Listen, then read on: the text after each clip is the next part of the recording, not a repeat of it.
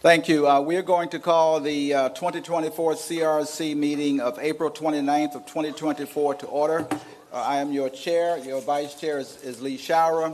We'll have a pledge of allegiance by member Dottie Wynn. Please stand.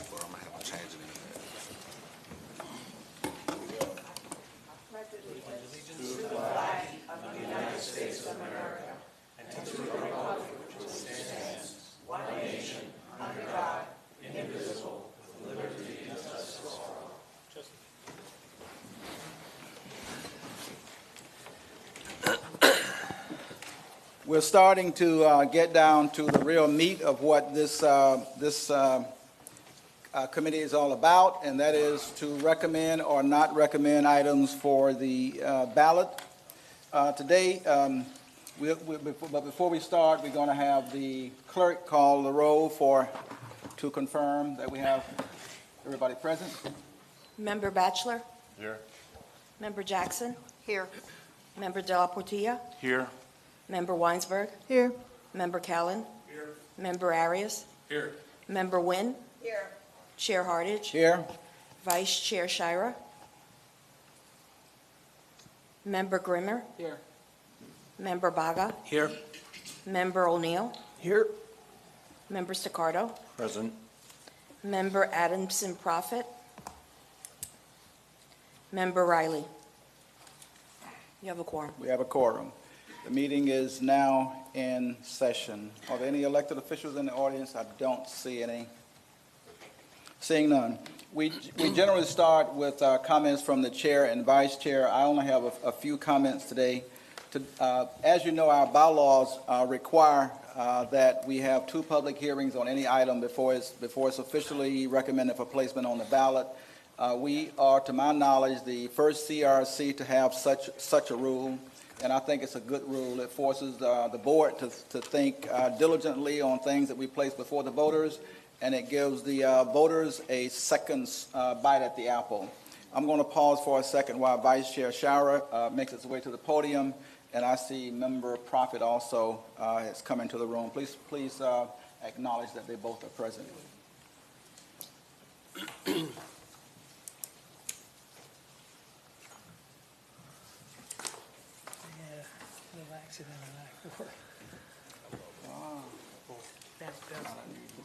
No, that's true. I should count for it next time. Thank you. This evening we will actually have 2 second public hearings, and these public hearings have been acknowledged based on Orange County's recommendations for announcing public hearings.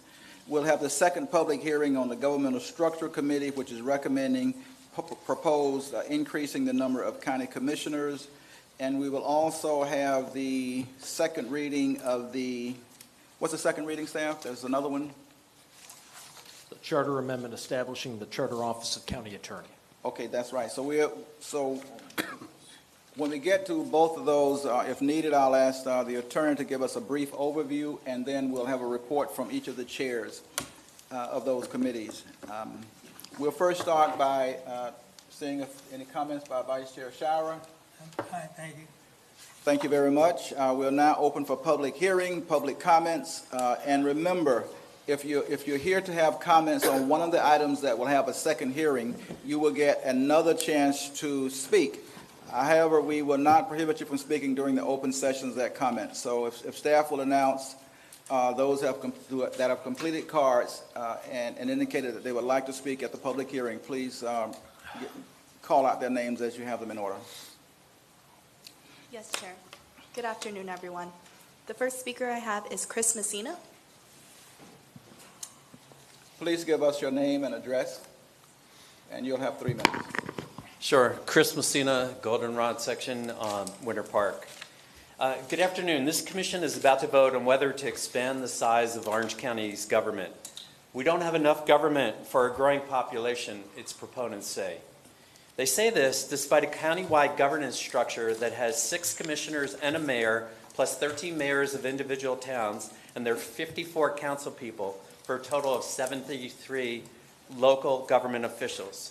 We don't have too little government in Orange County. We have too little government efficiency. Dangerous things happen in this situation because inefficient and overly large governments have a tendency to regulate that which they shouldn't. The unconstitutional August 21st Orange County COVID vaccine mandate is a prime example of such behavior. Inefficient government is also expensive government. It's been estimated that the cost to add 2 new commissioners is $3.4 million in startup costs plus $1.2 million per year. That means the cost will be closer to $2 million per year once the incidental costs are added. What could we do with some budget austerity instead? Why couldn't we save that money and invest some of it in to feed the many suffering from food insecurity in our county, for example? Inefficient government is burdensome government. We can follow our federal government and spend like drunken sailors. However, unlike our federal government, we don't have a printing press. So that means we have to come up with the money. That's why we're hearing about all kinds of new local tax increases. Mr. Demings is attempting to raise the sales tax. Mr. O'Neill is attempting to strip annexed farmland of its tax exemptions. Other new local taxes are being formulated. Government growth, at least locally, and at least for now, must be paid for. This expansion is not what Orange County citizens want.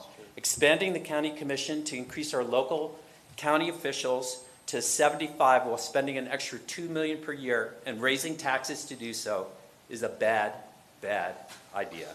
We don't need more government. We need more efficient government. Thank you. Thank you. Our next speaker is Greg Jones.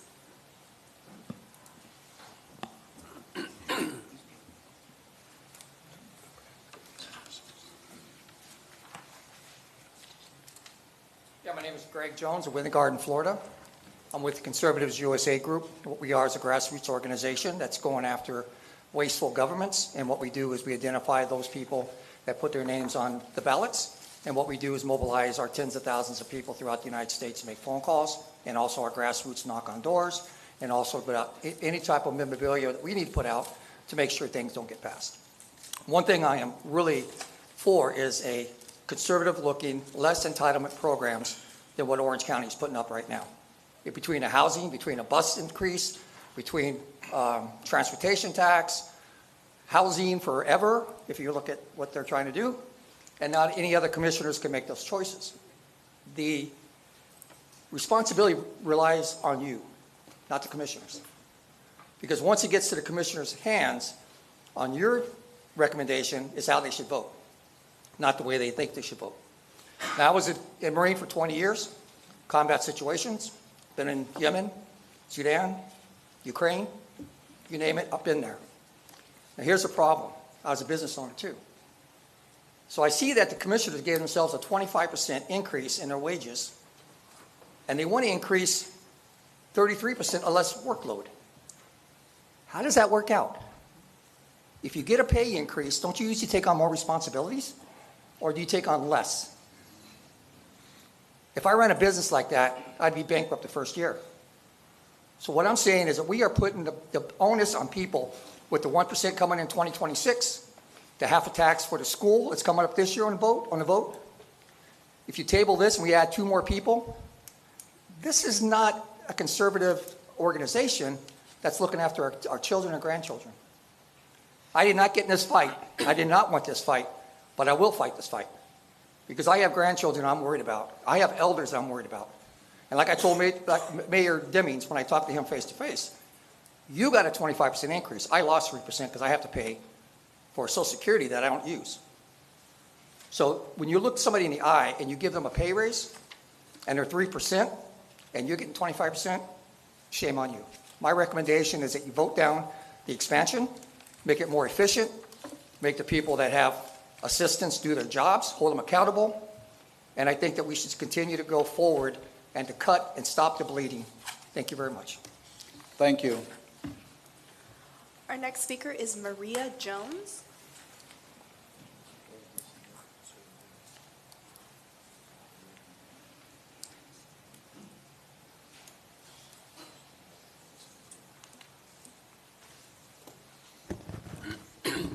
Good evening. Thank you for this opportunity. My name's Maria Jones. I live in Hamlin, Winter Garden area, and I'm also part of the Conservative USA Group. I come tonight speaking to you opposing the increase, the expansion of commissions from 6 to 8. One point about being that's mentioned many times over is the financial burden. 2 more commissioners means millions more annually, and it's coming from the taxpayers' pockets. And during these years, especially these years of inflation, taxpayers can't bear anymore. Lack of necessity. I believe that this is not necessary. We already have 6 commissioners and a mayor. The pressing need is not there. Adding more commissioners could lead to redundancy, inefficiency, and indecision-making processes. I also believe that there will be a diminished accountability. Increasing the number of commissioners could dilute accountability as each individual's responsibility becomes less distinct. It might become harder for citizens to hold their representatives accountable for their actions. I live in an area where Fakay and Reams Road is a major infrastructure issue, and that should have been taken care of a couple of years ago, and it has not as of yet. And we have a new fire station that's causing much burden on the traffic and the people. I also, my point for lack of public support, without clear evidence of public demand or benefit, the decision to add more commissioners might lack popular support. In fact, it does, potentially leading to resentment among taxpayers. And this we don't want to do. We want to be united.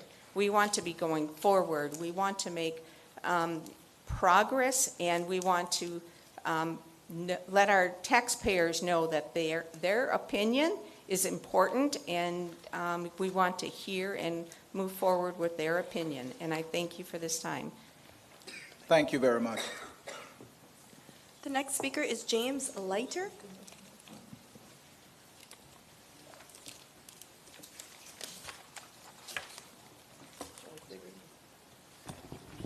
My name is James Leiter, 1908 Everhart Drive, Orlando, Florida.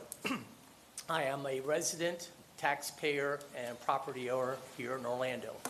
I am opposed to the expansion of the county commissioners because I believe our tax money can be better spent on more tangible items like a fire truck, an ambulance, more police department people. I will vigorously oppose this come November. Thank you. Thank you very much. Madam Clerk? Next speaker is Reed McCoy.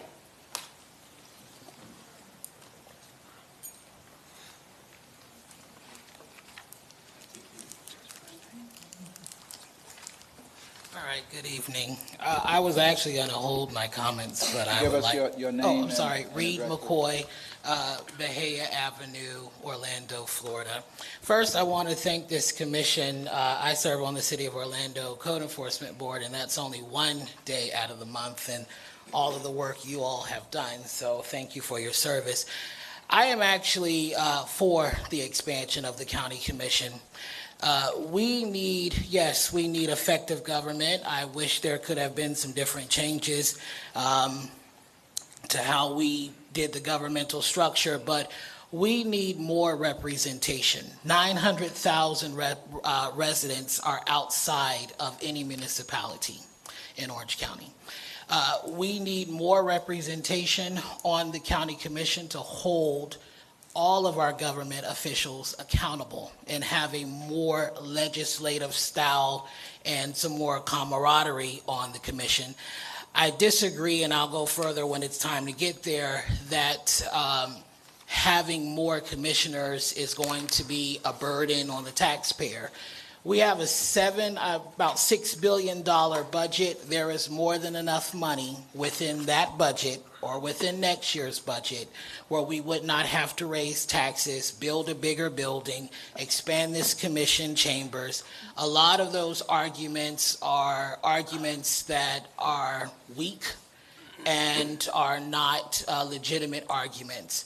I'm a Republican, proud to be one, and I am for this expansion because we need more representation. That would allow us to redo the districting so that our districts are more aligned to the interests of those individuals. Again, District 5, which is downtown Orlando and all the way to Bithlo, it's kind of hard to see how those interests align. So again, please vote yes on the expansion. Let the citizens have this conversation on November 5th. Let us have that conversation, and then the day after the election on Wednesday, we will let the government know how that conversation went. Thank you. Thank you very much. Next speaker is Bonnie Jackson.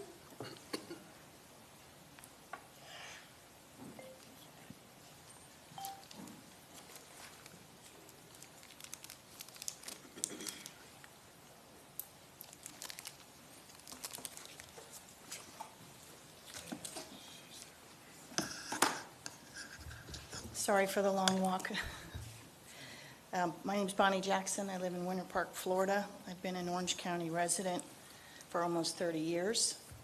My husband and I are both attorneys, and we've raised 3 children in Orange County. We are property owners, we're taxpayers, and I am thoroughly against expansion of government.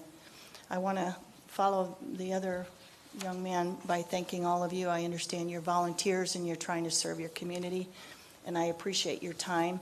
I too have volunteered for local government, and I know it is a big sacrifice of your time and your talent, so I appreciate that.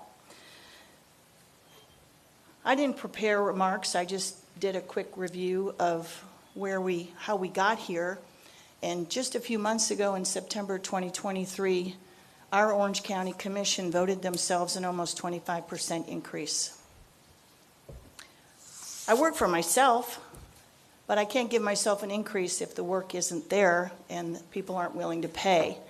And coming off the pandemic with so many people out of work and struggling to get their businesses back on track, that was just disgusting. Commissioner Bonilla was quoted as saying, asking for the review because she often works 60-plus hours a week. Well, welcome to the workforce. My husband and I work a lot of hours. We seldom take vacations. We try because it's important. We all want a work-life balance. But working for the government is about public service. It's not about making money. Right now, our commissioners are making $113,000 a year plus, and our Orange County mayor is making over $227,000 a year. Maybe I have those numbers wrong, but that's what I got from the Orlando Sentinel and the Orlando Weekly and some other online sources. You know how much an Orange County deputy sheriff makes starting salary? He or she makes $55,140. That's deplorable. Orange County commissioners are making, 4 times that? Some of you, I'm sure, are better at math than I am. That is outrageous. Our deputy sheriffs are out there putting their lives on the line and protecting our communities, and they get this much. And then we have folks who come into the Orange County Commission, vote themselves a huge raise, and now let's expand the government even more. Let's have 2 more folks. This is outrageous. They even got an extra $95,000 in the 2023-2024 budget to hire another staffer. So they give themselves a huge raise and they get another staffer. I tell you, the government just keeps getting bigger and bigger, and it doesn't get more efficient. It gets less efficient. It's better when we can talk to each other and not have all these layers. And thank you for your time. Appreciate it. Thank you. Thank you for your comments.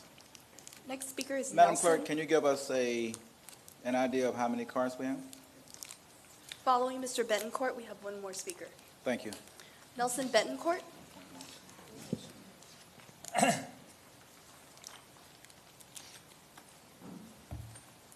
My name is Nelson Betancourt, 5350 East Cayley Street, Orlando, Florida, 32812. The expansion of the districts is about the future of this community. It's said that by the year 2030, we might have the population of the state of Vermont moving to Orange County. So this is something about looking to the future. This is not about being stuck in the present, and definitely not being stuck in the past. So-called conservatives, which are really reactionaries, are stuck in the past, and they don't have any good, bright ideas for our common future.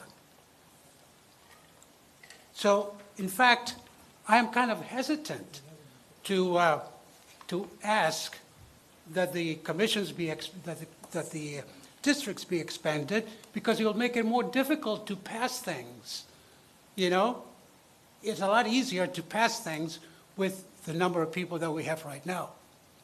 It will be more difficult to pass if we have more commissioners. Nevertheless, it's not about just me, but it's about the future of this community, of the people that are going to be here, that should have representation. And the most important thing is that we continue to safeguard the values and ideals of this country, which seem to have been, which seems to get lost into translation somehow in the political hubbub that's going on right now. So I fully support the expansion of the 2 districts, not for me, not for now, but for future generations. Thank you. Thank you. Our last speaker will be Samuel Vilches.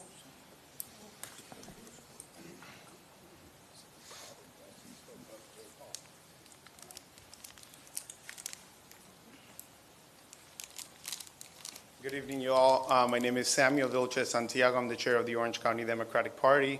I just wanted to express again our support for the expansion of the districts in Orange County, primarily because of 2 reasons. The first one is, and they're both related to representation. The first one is, right now we have state house districts, and I said this before, that are smaller, that are county commission districts. If we're really looking at an issue of making sure that people can voice their concerns, we have to make sure that our local government, as it was designed to be, is the closest to the people. So why is it that our state house members who go to Tallahassee to legislate on our behalf have less number of constituents than our county commissioners who are actually doing direct constituent service in making sure our roads are clean, in making sure the services are provided, et cetera, et cetera. So that's one issue, clear representation for everyone overall. And then the second issue is that our county is growing. And as we see the county grow, we see a lot of diversity. And the reality is, in the way that the districts have been designed in the 6 districts, there's a lack of representation for several communities. In a county like Orange County, there should be 2 majority African American districts based on our population. In our county like Orange County, there should be at least 2 majority Hispanic districts. And while districts 4 and 3 are predominantly Hispanic, none of them are over 50% Hispanic. And what that means is that, quite honestly, although right now we have the representation we need in the county commission, between now and 2026, we could end up with the county commission without any Hispanic representation, because none of those districts are actually majority Hispanic. If they were looking at congressional redistricting, none of these districts will pass the VRA because they don't allow these communities to elect the person they want. And I know a lot of people talk about this being an issue of expansion of government, and the reality is that's not the question before you.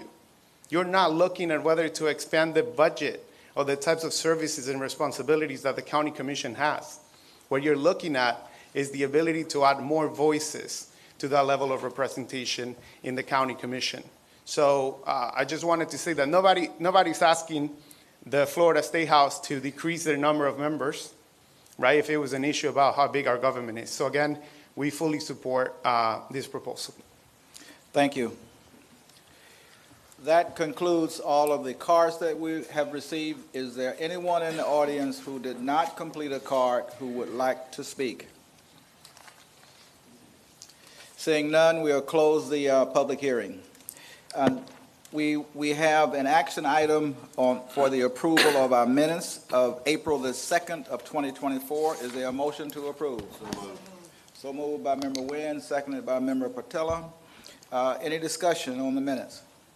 Seeing none, all in favor of approving the April 2nd, 2024 minutes, please signify by aye. Aye. Any opposed by nay? The motion carries. Mr. Chairman, it was Member Batchelor that made the, Member Batchelor Member seconded. Batchelor, please correct the motion that it was Member Batchelor for the motion. The second. Member Batchelor, you missed, I want to tell you, I played a trick on you at the last meeting, and I forgot this time. I brought you a bell. You want me a bell? Yes, sir. Because he has no cue at the podium, so it's hard to tell when he wants to speak unless he raises it. Is it one that I ring or one that I have to wear? It was a little push button thing. It was such a joke, and I got mud all over my face when you had to go to another meeting and couldn't make it. Thank you, but I just thought I would mention that. That bell wouldn't have done me good. He has a voice that we can all hear, so we appreciate that. He and Member Jackson are without bells, so if you see them raise their hand or look at me strange, that's because they're trying to get the attention and they have comments. We have only one committee report, and that's from the Sustainable Growth and Charter Cleanup Committee. Member Grimmer, will your report, please? Thank you, Mr. Chair. Since our last meeting, we've held two committee meetings on April 24th and April 26th. The April 24th meeting, we heard from EPD, the Orange County Environmental Protection Division, about the Green Place program. That's in accordance with the proposal that we're considering regarding conservation lands and keeping them for the purpose for which they were acquired. Great presentation from there, a lot of good discussion.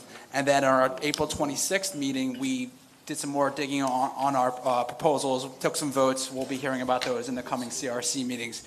We have one more committee meeting tomorrow morning. I'm hoping we overtake the Government Structure Committee tomorrow with the number of meetings that we held. I'm going to go back and count. So that's at 11 o'clock tomorrow morning on the 4th floor up here. Interested in joining? Last one. Thank you. Take a chair. Thank you. The next item on our agenda, we've had two cancellations. One, the governmental structure term limits recommendation has been moved from the agenda, and that's because the attorney has not had a chance to properly vet that and give me instructions that I think I can present to the board and to the public. We've also, is there any member that has any comments on that? Seeing none, we'll move. The next item was also from the governmental structure, and it was the county administration. That's also been pulled for the very same reason. I'm waiting to get clear instructions and good copy from the attorney. We'll now have any discussion on that from the board. The next item we have is also from Governmental Structure Committee. It concerns the language relating to write-in candidates as it is now in the charter. We'll have a report from the chair. And now, this will be the first reading of this item. It will be up for a vote from the board to accept the report from the Governmental Structures Committee or reject the report. If we reject the report, it will no longer come back for a hearing. If we accept the report, then it'll have two public hearings, of which the first will be today. Mr. Chair? Yes, thank you, Mr. Chairman. I'm going to, this is a could be complex. It's actually fairly simple, but I'm going to give a brief overview with a layman's explanation. Can you give us the simple part first? Yeah, okay. That's what I'm going to do. So, Thank you.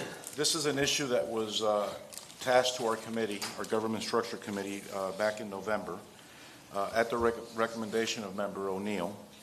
And it deals with Section 605 of our charter, the effect of write-in candidates.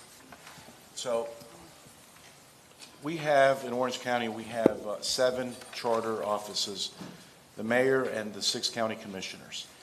The way the elections work is if there are 2 people running for office in an election year, that race automatically goes to the November election. If there's more than two, there's three qualified candidates, there's an August primary, and then the top, if none of the candidates get 50% plus one, it goes to, the top two vote getters go to November. There's a provision, not only in our charter, but it's also in state law, that allows for write-in candidates. Candidates that just, they go in, they don't pay a qualifying fee, and they put their, they register with a supervisor, they register with a supervisor of elections typically the last day of qualifying, and then they, those elections, there's two candidates and a write-in candidate that triggers an August election. So what our committee looked at is introducing language or amending the charter to change the language that only qualified candidates, meaning candidates that have paid the qualifying fee or have qualified by petition, be considered for the November election. Write-in candidates also would still be in the, will still participate in the election, but it cannot trigger an election to be held in August. That's the summary. I'll let, if anybody has any questions, I can answer them. Attorney Vos has a much more, there's a lot of history with state law and previous opinions by the county attorney on this issue. So, I'm going to raise one question which can be addressed by Attorney Voss. Does such a recommendation automatically dictates a change in the definition of qualified candidate? That's an outstanding question, Chairman. And actually, if you don't mind, if staff could put up that page 3 of the final report on this. You understand Just wanted why? to have, oh, I do. I just want to take the opportunity to ask staff to bring it up so we can discuss any technicalities here, because as Chair De La Portilla indicated, this is a very technical amendment, but it's one that I think at least members of the CRC and others who have been involved in county politics are familiar with the set of circumstances that Chair De La Portilla indicated. So with regard to the question of a definition of qualified candidate, let me address more generally kind of how we got to this point. As Chair De La Portilla indicated, we have 7 elected charter officers under the Orange County Charter, the 6 county commissioners and the county mayor, and this provision addresses how they are elected.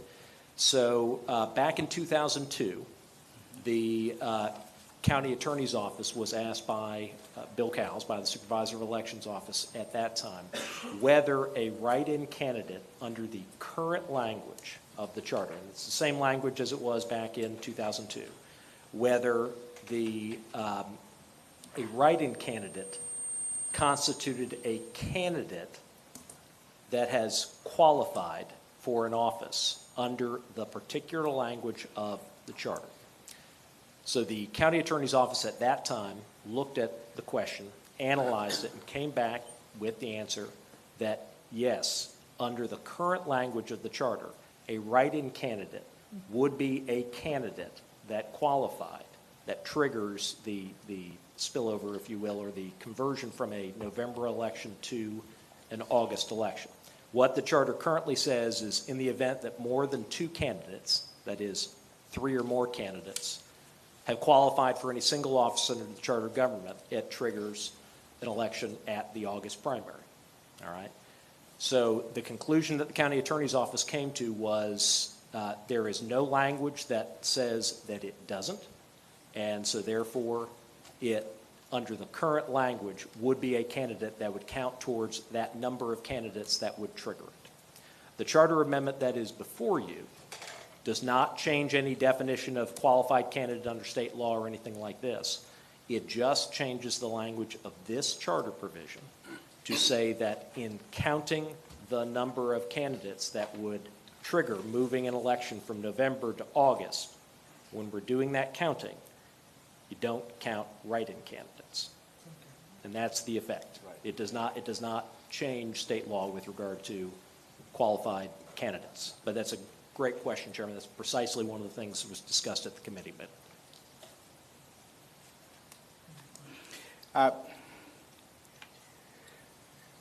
Okay, I get that. So if we approve this amendment, we are in effect saying that a write-in candidate is not a qualified candidate for the purpose of triggering an August election. So I wouldn't characterize it as saying they're not a qualified candidate. What I would say is that they don't count towards the number of qualified candidates There you that go. triggers this very particular mechanism No. in our unique charter provision.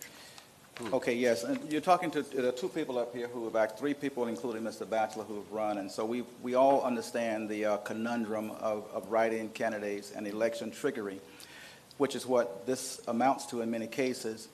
But still, passing this in the way that it's written seems to trigger the public to ask, well, what is the qualified candidate?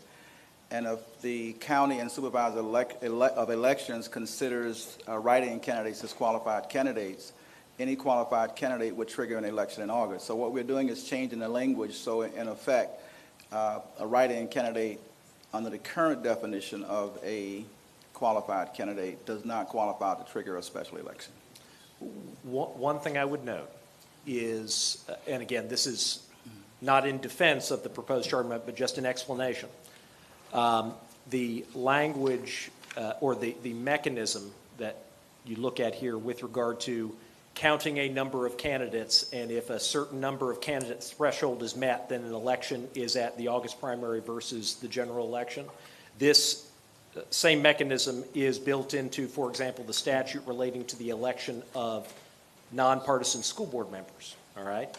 That very sentence that structures it that way has a phrase in it that says, when you count that number of candidates, not including write-in candidates.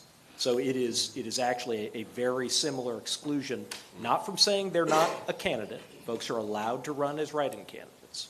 It's simply that for the purposes of counting to figure out which election it's going to be placed at, write-in candidates don't count towards the counting mechanism of triggering one or the other.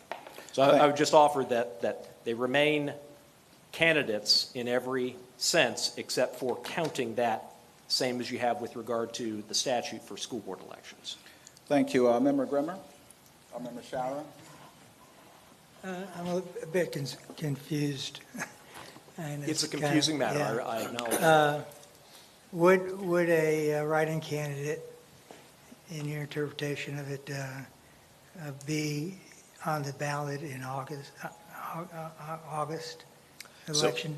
So, actually, Vice Chair, I'm glad you brought this up because, and just to share with the committee members, we were going through all sorts of permutations and scenarios on how everything played out. And I realized as I was going back through the old memo from 2002 that I stated one of those permutations off, all right? In every instance, a write-in candidate is going to be able to have a write-in blank, because that's how a write-in candidate works. Their ability to be voted for is if one or more write-ins qualify in any election in the state of Florida. A single line is placed, and those who have gone through that process to be an acknowledged write-in are the only ones whose names can count when they write it in on that line, but in any event. I had said before that the mechanism that, in application of the mechanism, that the write-in candidate would end up on the November election. I was inaccurate on that, looking back at the Supervisor of Elections Office implementation of this exact charter provision in the past. The effect is that the write-in line gets put on the August line when an election is triggered. So it just, in any event, the write-in line is put on a ballot.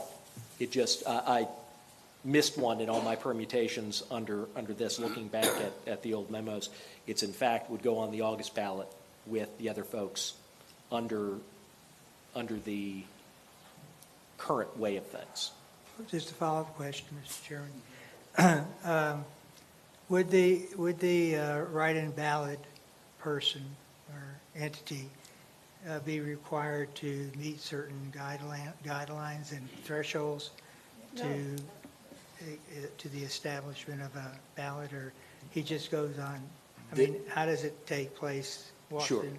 This charter amendment doesn't regulate in any manner Write-in the ballot. general state law with regard to the process to become a write-in candidate for any election in the So state of take it Florida. one step further, how would one person go in there as a write-in ballot, or all of the ballots put out have a specific location for a write-in ballot? Folks can do that right now under But it's, under there's a state line, election law. there's a line item for that, no matter. Yeah, so, and you will find it often, not on every election. If you look just at regular state elections or what have you, you will find the named candidates who've gone through the process of either paying the qualifying fees or collecting the appropriate number of signatures to get ballot name placement, right? And then you will see a blank line in given Okay. instances. So And it's only in there's those. no requirement on anybody who wants to run with a write-in ballot program. There's no requirement for him to go to the supervisor elections. That individual does need to go to the supervisor and Ah. go through the statutory process to Okay. fill out a form to advise the qualifying officer, whichever officer you qualified before, whether at a municipality, city clerk, county level, supervisor, state level, up with the Department of State, to advise them that you are running as a write-in. You fill out a form, but That you don't makes pay it- a fee. That makes about 99% clear. Thank you. Member O'Neill? Mr. Chair, you hit the nail on the head when you said it's electoral trickery. And I just kind of like to dive into a little bit below the surface of why it is and how it is that this becomes trickery. In the primary election, there's generally a turnout of about 12% of the electorate. In the general election, it's about 60. So when a candidate, let's say it's an incumbent candidate, wants to win the election in the primary, because if they're able to get 50% plus one, they win, right? So what happens is there are two real candidates, for the sake of argument. And the incumbent will entice a person to file as a write-in candidate for the purpose of triggering the three or more candidates. So what happens? Their name's not on the ballot. So you have really, in essence, two choices. And one of those two choices is more than likely going to get 50%, and the other's going to get the balance, right? So it's a means for a candidate who is popular or well-known to entice a person to come into the election as a write-in candidate, so that that person, whether it be an incumbent or not, a well-known person, takes the election in August. And the problem is the majority of people who would have shown up and determined who that mayor is or who that county commissioner is, they don't get a chance. They're locked out because of one person went down to the SOE and filled out a form. Thank you, sir. Thank you. Member Staccato? This was, to me, a clarification in the charter. I mean, one of the main objectives as a charter commission is reviewing our charter, making sure it's up to date and other things, including when you have ambiguous type statements. And this particular issue is because it's not crystal clear on how candidates happen. We left, and when this originally was written years ago, it didn't go in that detail because people didn't think about that candidate just being write-in. So we added 5 words to this, and that clarifies the issue. So for the folks that go through the trouble, either paying the fee or going out and collecting 1,500 signatures, they fit this definition. If you just want to write your name in and pay $100, currently they get on that ballot, and that's, to me, not fair, because many of you who have run, and many of us who have friends who are running or have run, we know how tough it is to get there. And it's more important, they're not being denied. They're definitely going to be in the November election because you can't have write-ins there. but it doesn't trigger the race automatically for the August. And that's what we're trying to do, just clarify in this statement. And I think we've done a good job in that committee doing that. Thank you. Member Weinsberg. And one more explanation is that I'm pretty sure this was created in the beginning to provide folks that wanted to run for an office and couldn't afford the money and didn't have the group to do petitions to be able to be on the ballot in some way. But through political gamesmanship, many political activists have figured out how to kind of jimmy the system and use write-in candidates who pay a small fee and go to the election office and sign up, or ghost candidates who actually do a little bit and try to pretend they're really running, to move the election into either to August, which is more favorable for their candidate. And this has been changed in a lot of the counties that I have worked for in the past, just because it's inefficient. It throws the candidates into a second election. It's expensive. You know how expensive it is to run as a candidate or get petitions. And this is a way of making government more efficient just by changing a couple of lines in our already existing charter.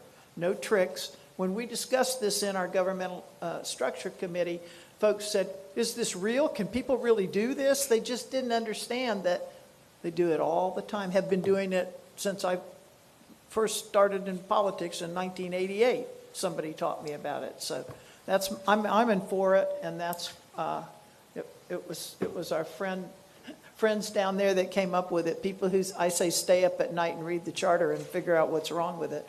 But I do appreciate that we are putting this forward, and I ask you to understand what we're trying to do. Yes, we'll have comments from Mr. Grimmer, and then we'll look for a motion from our chair, Mr. Patillo.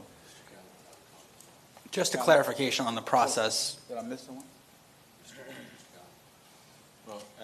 I just have a quick question on what's happening the process right now.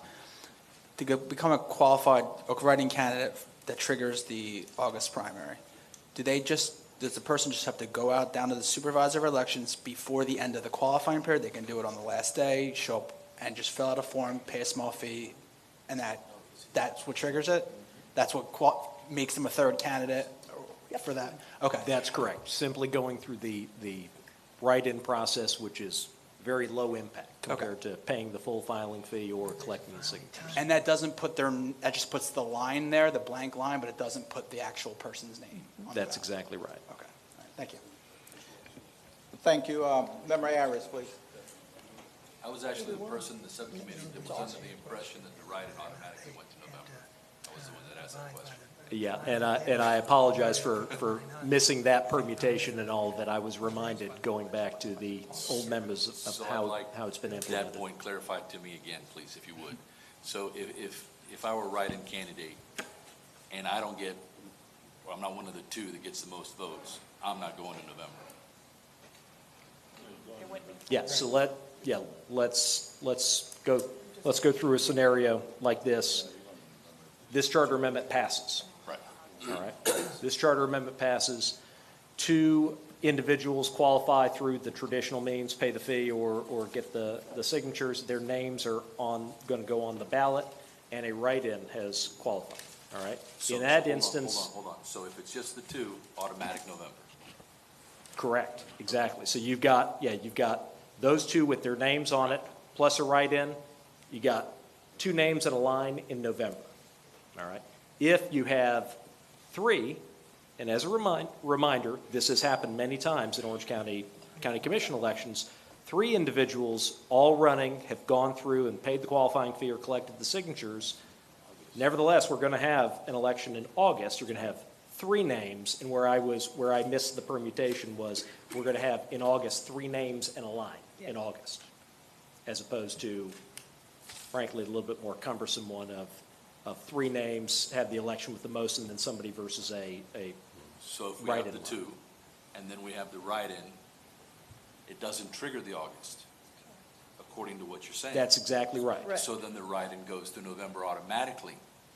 If there are only 2, that's correct. If there were only 2 who qualified to put their name on the ballot Right. and a write-in under this charter amendment, that would be in November. And the write-in doesn't trigger in August. After this charter amendment is So passed, the write-in automatically goes to November with the two. That is correct. if there are two. Okay. Yes.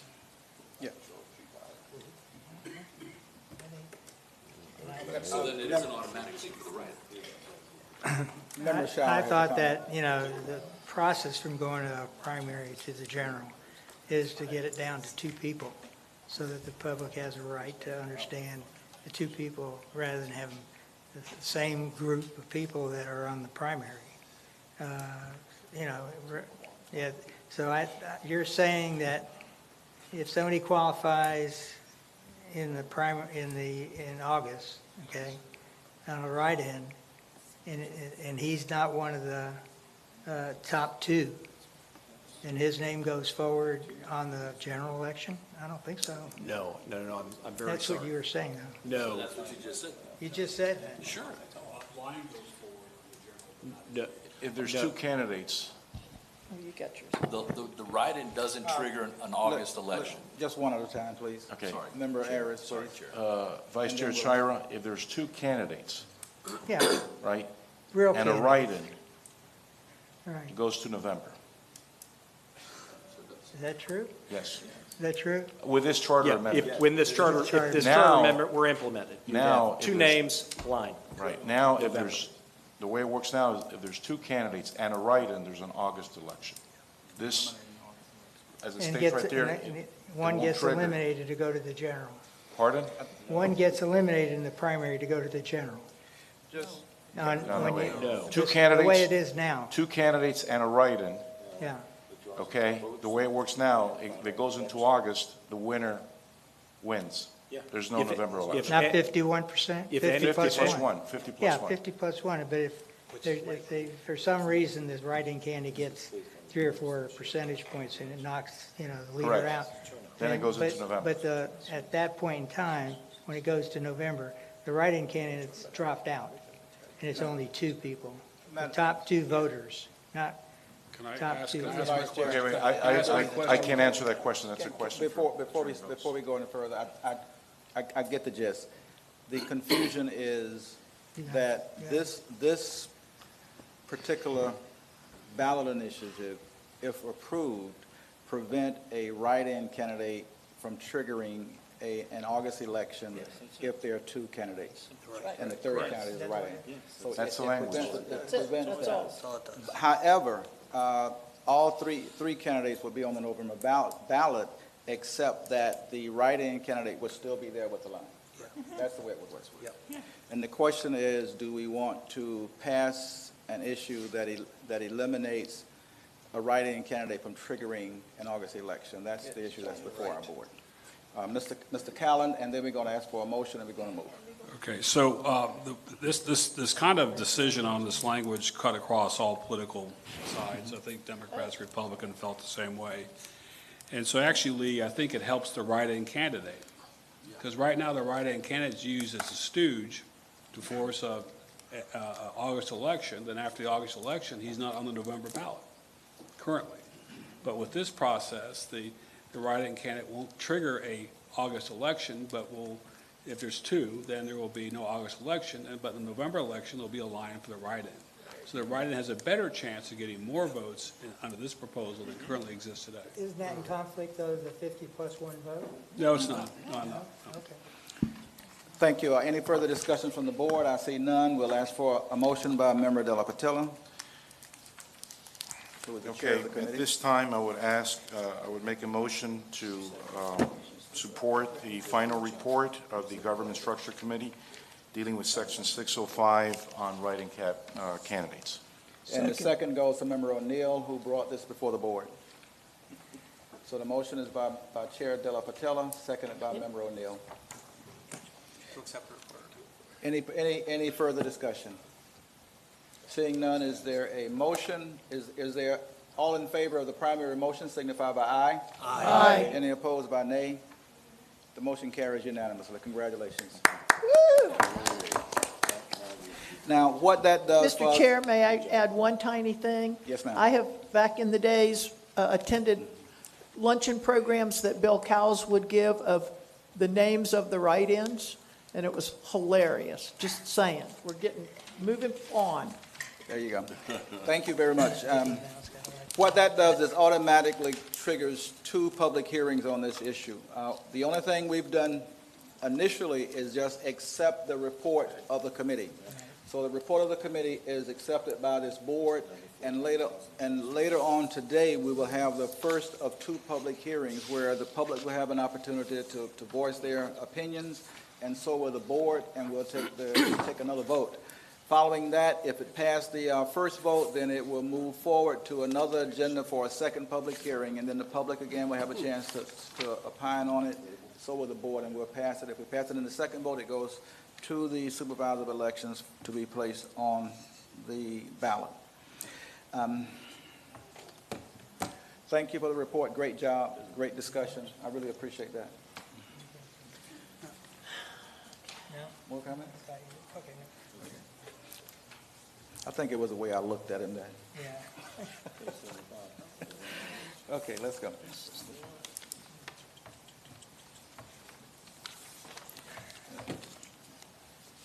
Okay, we're taking care of it. The next item will be a report from the Sustainable Growth Committee and Charter Cleanup Committee. It's a discussion of the Affordable Housing Trust Fund and a recommendation by the chair. This is an action item. It will require a vote. Thank you, Mr. Chair. I'm going to the podium. Give me 1 second.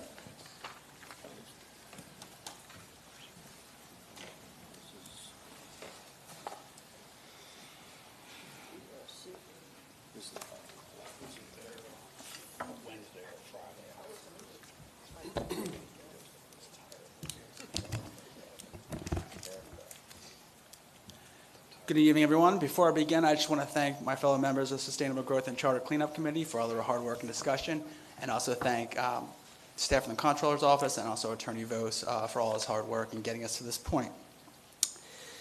When I first reported to this commission in June of 2020, the idea of incorporating the Affordable Housing Trust Fund into the county charter, I stated that I believe affordable housing to be one of the defining issues of this generation. As many of you know, when I'm not sitting up there on that dais, I'm a chapter lead for Orlando EMB, which advocates for housing abundance to address our housing affordability crisis that is primarily due to an imbalance between supply and demand of homes. At this point, it is undebatable and a matter of common knowledge that we have a housing crisis here in Orange County. Armed with this knowledge in 2019, Mayor Demings launched the Housing for All Task Force, and later that year, the Board of County Commissioners adopted a 10-year action plan, which included the creation of the Affordable Housing Trust Fund. The current version of the Affordable Housing Program is located at sections 2-298 through 2-298, no, 2-289 through 2-298 of the county ordinances. Section 2-293 establishes the Affordable Housing Trust Fund, indicates that it is self-perpetuating unless it is terminated by the Board of County Commissioners. Section 2-294 directs the Housing Division to submit an Affordable Housing Trust Fund plan that includes priorities and strategies to address the housing crisis.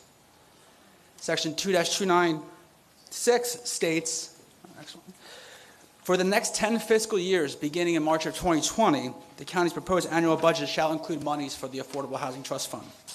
2 main ideas that drove my proposal to the CRC. 1, incorporating the trust fund into the charter would eliminate the county commission's ability to dissolve the trust fund and would place it in the hands of the Orange County residents who would directly benefit from the affordable housing preserved or constructed with trust fund dollars. 2, including a mandatory funding mechanism would resolve any ambiguity as to whether the county commission would be required to continue funding through that initial first 10 years. Most significantly, Orange County taking this step would not be unique on Florida charter counties. I'd point you to the charters of Broward and Brevard, which established both their affordable or workforce housing trust funds. Additionally, both provisions reflect the continuing and non-lapsing nature of the fund, as well as mandatory funding by their boards of county commission. Therefore, if we were to incorporate our trust fund into the county charter, we would be acting clearly in the best interest of the citizens, but also consistent with actions taken by other charter counties. So we all know that we have an housing affordability crisis. But just as important as what you know is what you don't know. And you know who knows about the affordable housing crisis in Orange County? That's right, Mitchell Glasser, the manager of the County Housing and County Development Division, who spoke with us at our committee meeting on August 9, 2023. I want to thank him for sharing his time and his expertise with us, but also all the great work that him and his staff do for the people of Orange County. One thing Mr. Glasser said to me that day has stuck with me. We don't have an affordable housing crisis in Orange County. We have a housing crisis. If you look at this graph he provided, it shows you the number of housing units built in Orange County on an annualized basis in comparison to our population. You see that we have not had enough housing to satisfy our residents' needs since 2005. Mr. Glasser also detailed a number of strategies that his department utilizes to preserve existing affordable housing stock and construct new housing. I'm not going to address any of these strategies in detail, but more to demonstrate there are a number of creative and innovative ways our staff is utilizing to address the problem.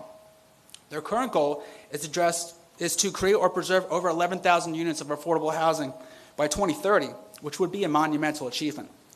But Mr. Glasser acknowledged this would not solve our affordable housing crisis, and it definitely won't solve it within the next 10 years of funding that's provided by the county ordinance.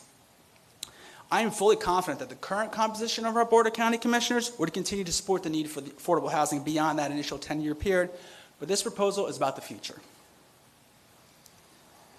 In considering the issue, our committee also discussed whether additional elements should be included in the proposal to more specifically tailor use of trust fund dollars.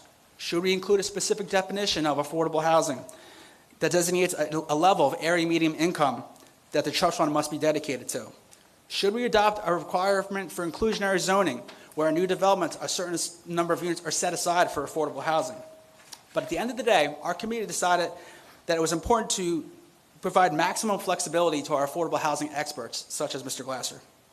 They need the ability to implement the diverse set of strategies that we see and also change things as circumstances on the ground change. So if we can pull up, Miles, if we can pull up the draft ballot question and charter proposal.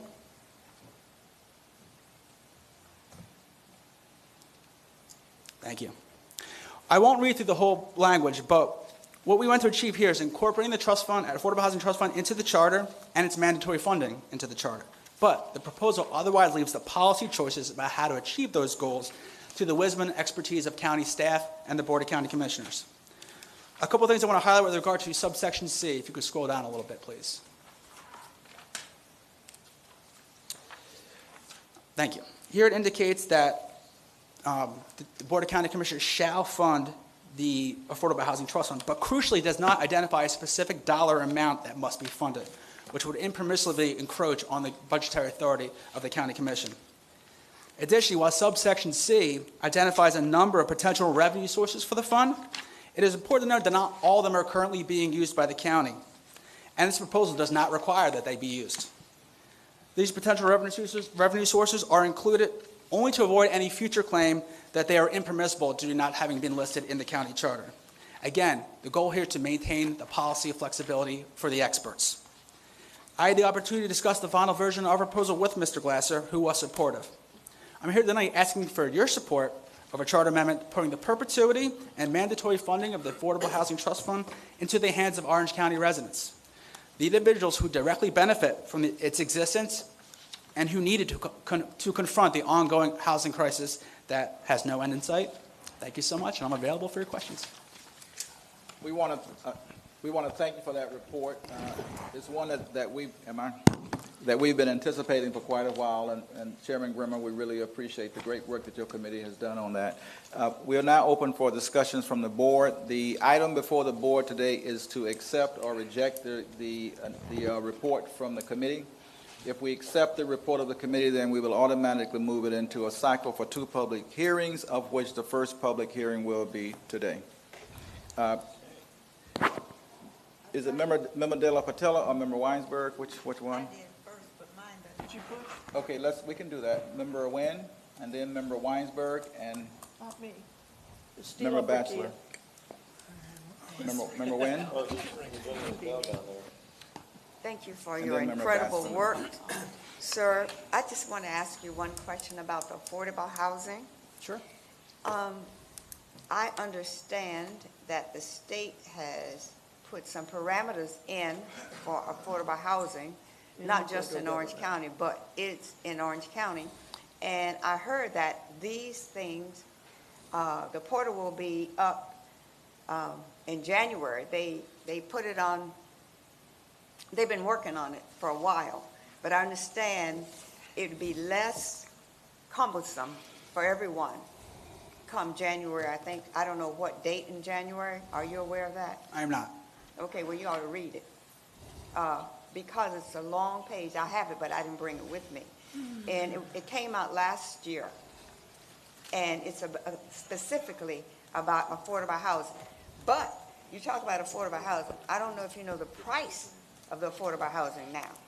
It's not $10, $100. It's like, I think it's like $1,200 up to $1,800 to $2,000 for affordable housing. Correct.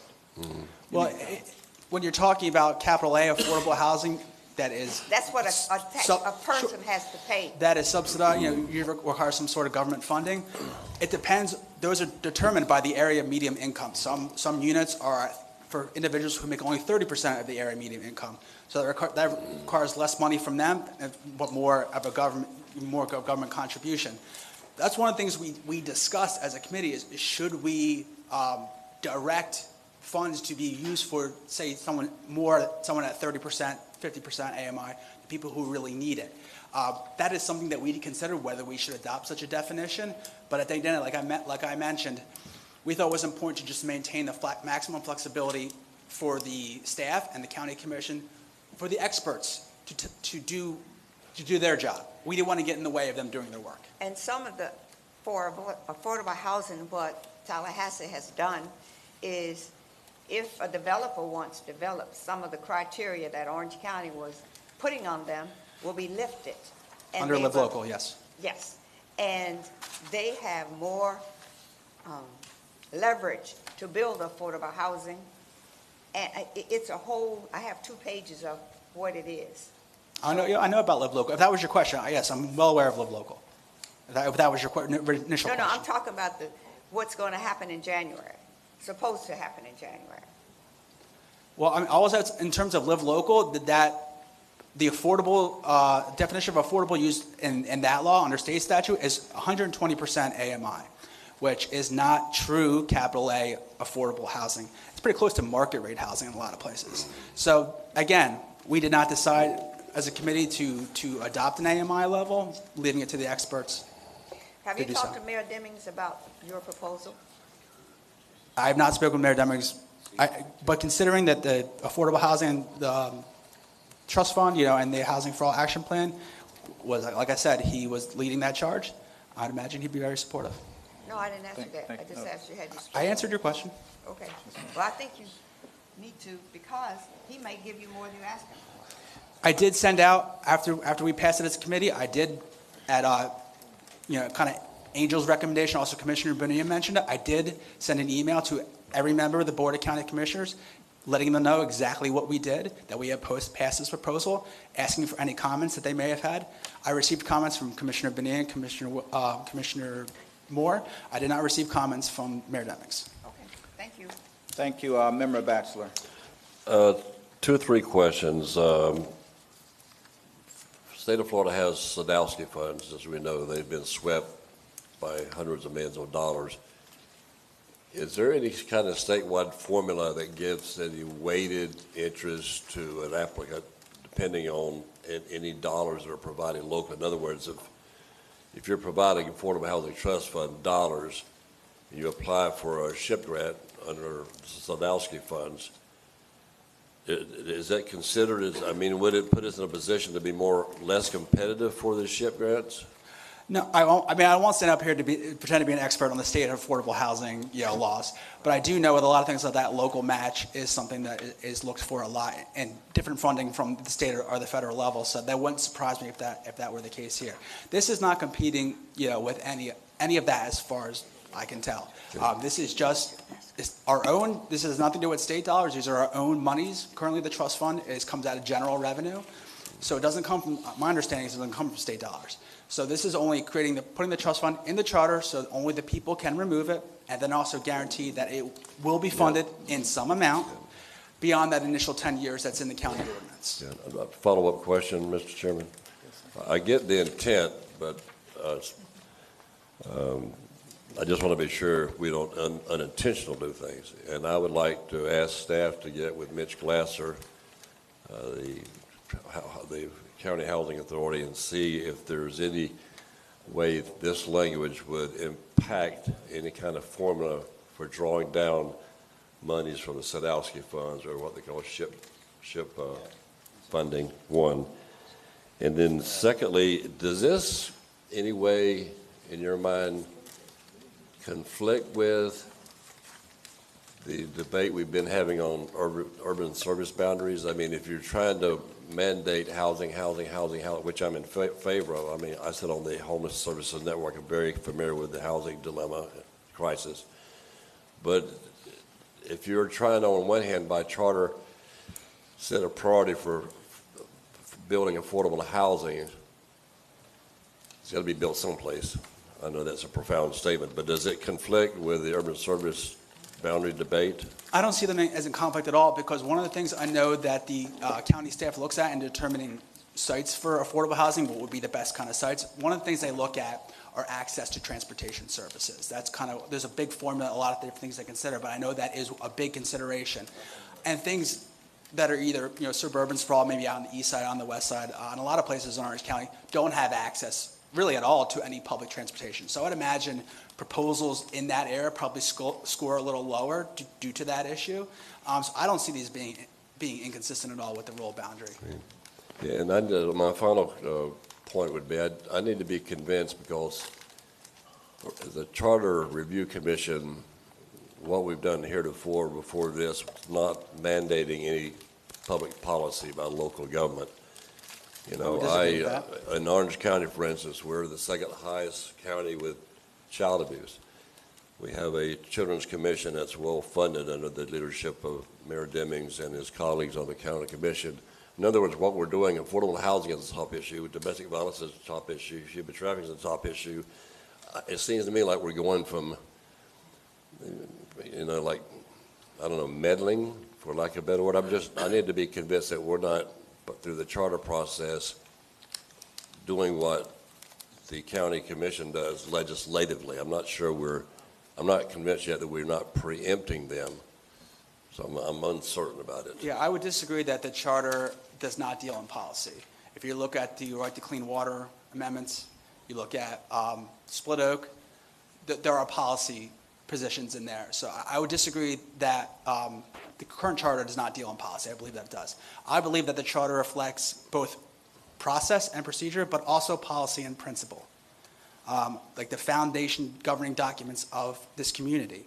And I believe affordable housing, like I said, is one of those foundational issues that I know this community cares about, and I know they believe in. So I believe we put this on the ballot and let the public decide. I think it will get support.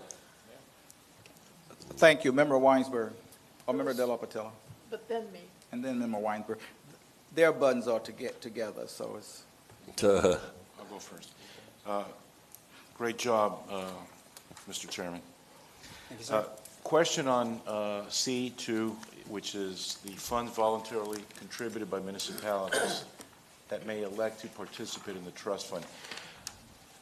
Can you describe a scenario on how that would work?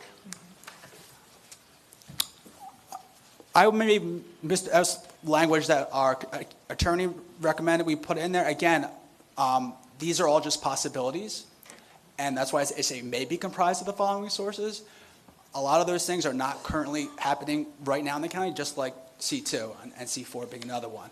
But we're just trying to get in front of any potential, if there was a reason, if there was a program set up where municipalities could participate in funding their own or helping to fund their own affordable housing in their community or surrounding communities, whatever the case may be. We didn't want any argument to be made if the county or municipalities attempt to do that it is impermissible under the charter because it is not listed as a potential revenue source. So these are just kind of, some of them are entirely theoretical, but we want to leave all the options open. I don't know if Mr. Vos has comments about why that was more specifically was included or any programs that he knows of that Sure. where that happens. As the chair indicated, the kind of the bones of this language came from a number of other charter provisions you find throughout the state of Florida in different charter counties, two of which he mentioned there were in Broward and Brevard. That language you find in both of those and in Alachua County as well. I'm aware of instances where, for example, municipalities may have a policy interest in promoting affordable housing, but they can't get enough of the money together themselves and want to participate in a county-wide program and so on. I think the very important word, most important word in that whole phrase there is voluntary or voluntarily.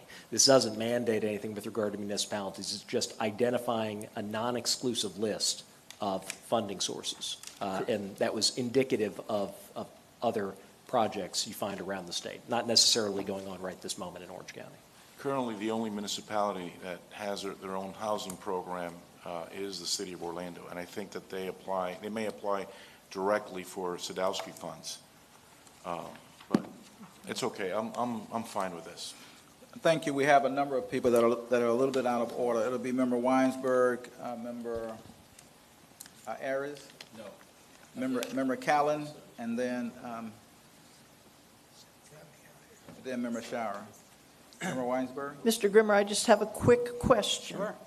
Why did the committee feel that it was necessary to put this in the charter rather than trusting the commission and the mayor to bring forth these funds when they're needed based on the economy, as they have done for the current situation? Like I said, I have full faith in the current composition of the Board of County Commissioners and the Orange County Mayor to do so.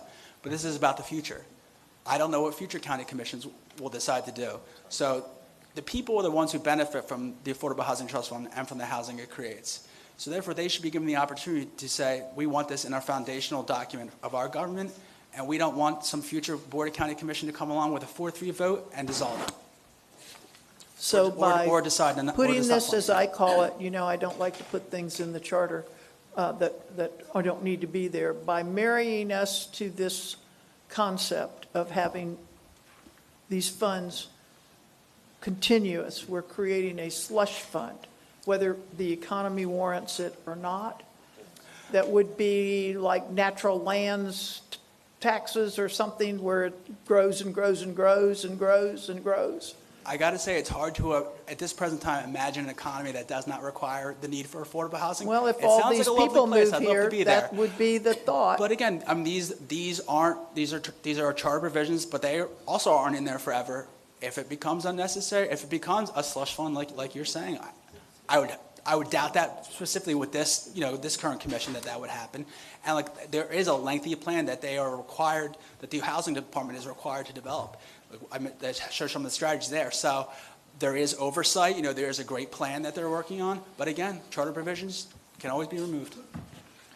I don't see any oversight really in this. In the current programs, we want to stay out of the way of the current program because they do a really wonderful job. And like I said, I have a lot of great ideas of how to attack it. So we want them to do their thing. And the current ordinances, which would remain in place, that was another thing we discussed. We didn't want to draft something where they'd have to go through those entire list of ordinances that lay out exactly what they're supposed to do. We have to junk all these and write new ones because of this new charter amendment. So under our position, our council, this would allow all those ordinances to remain in place as they currently are, to lay out all those requirements for the program. Well, I'm opposing this because I think the commission and the mayor do a fine job on their own when this is necessary. I don't like to add things to, pardon me, I don't like to add things to the charter that I don't think are necessary. Very good job. Thank you. Thank you, Member Callen.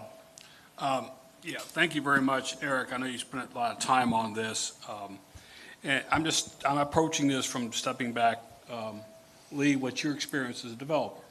One of the comments I've heard recently is that the Florida model, which has relied totally on Sadowski grants and the development community to provide housing, is not the better model. They should have a better approach of having not-for-profit entities provide and operate and maintain housing. Not the entire market of affordable housing, but a significant percentage of 5 to 10%. And that other states use more reliance on not-for-profit housing or organizations to provide the affordable housing. That's my first kind of point I'm looking at here. And I think that discussion is going to be had, because I know other communities across the state are getting away from the grant program under SHIP or SAIL or Sadowski, whatever you want to call it, and are moving into getting not-for-profit organizations, whether church-related, faith-based organizations or others, to own and operate affordable housing. The state has increased the restrictions for affordable housing from 30 years to 50 years now, Lee, as you're aware of, as part of one of their criteria and selections. So I think there's some good stuff there. The affordable housing crisis in Orange County seems to be limited primarily to rental housing. And that's what I think our government should be concerned about, not the owner-occupied housing necessarily, because there's a sheer volume, a shortage of housing in Orange County.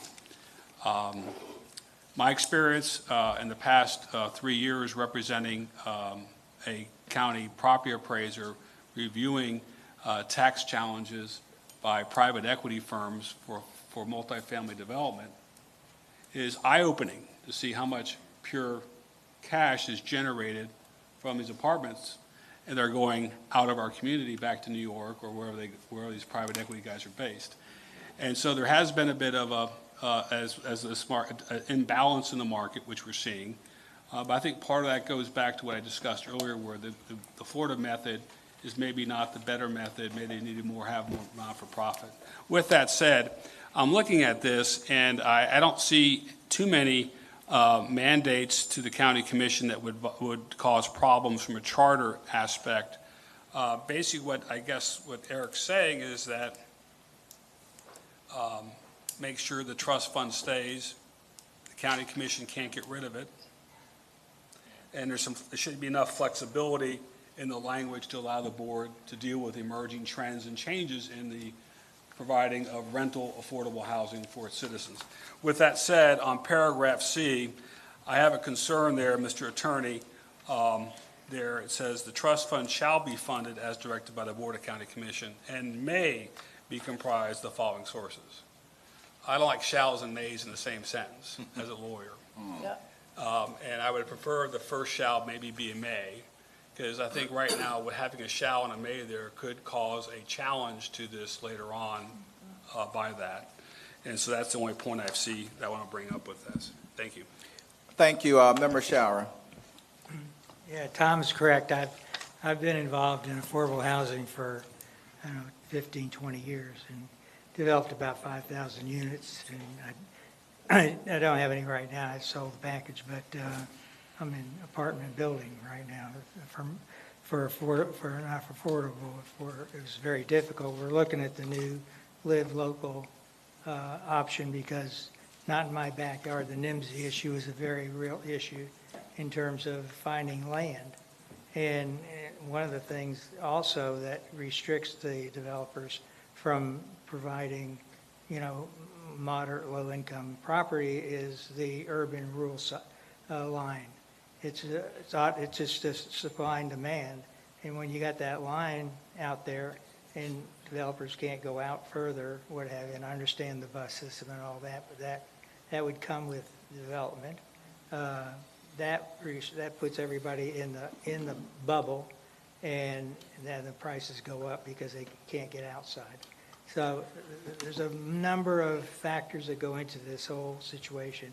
And I would recommend, you take another look at this thing and provide a pot of money from the general fund, if that's what the county wants to do to address this issue, and get with the state of Florida Housing Finance Authority.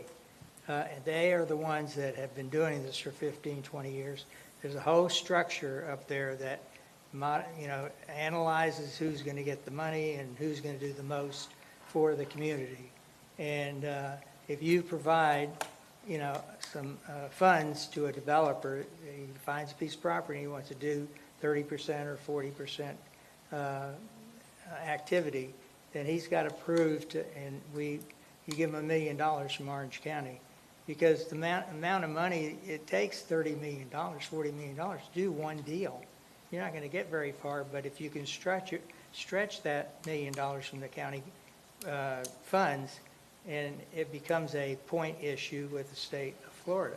They look at that and they point it up, and they point up to transportation, shopping, a lot of different factors that go into determining whether or not you're going to get this money from the state of Florida, who is obligated to invest this money in affordable housing area by the federal government, because when I was doing it, nationwide, the federal government was giving 25 cents per person, per population for each state.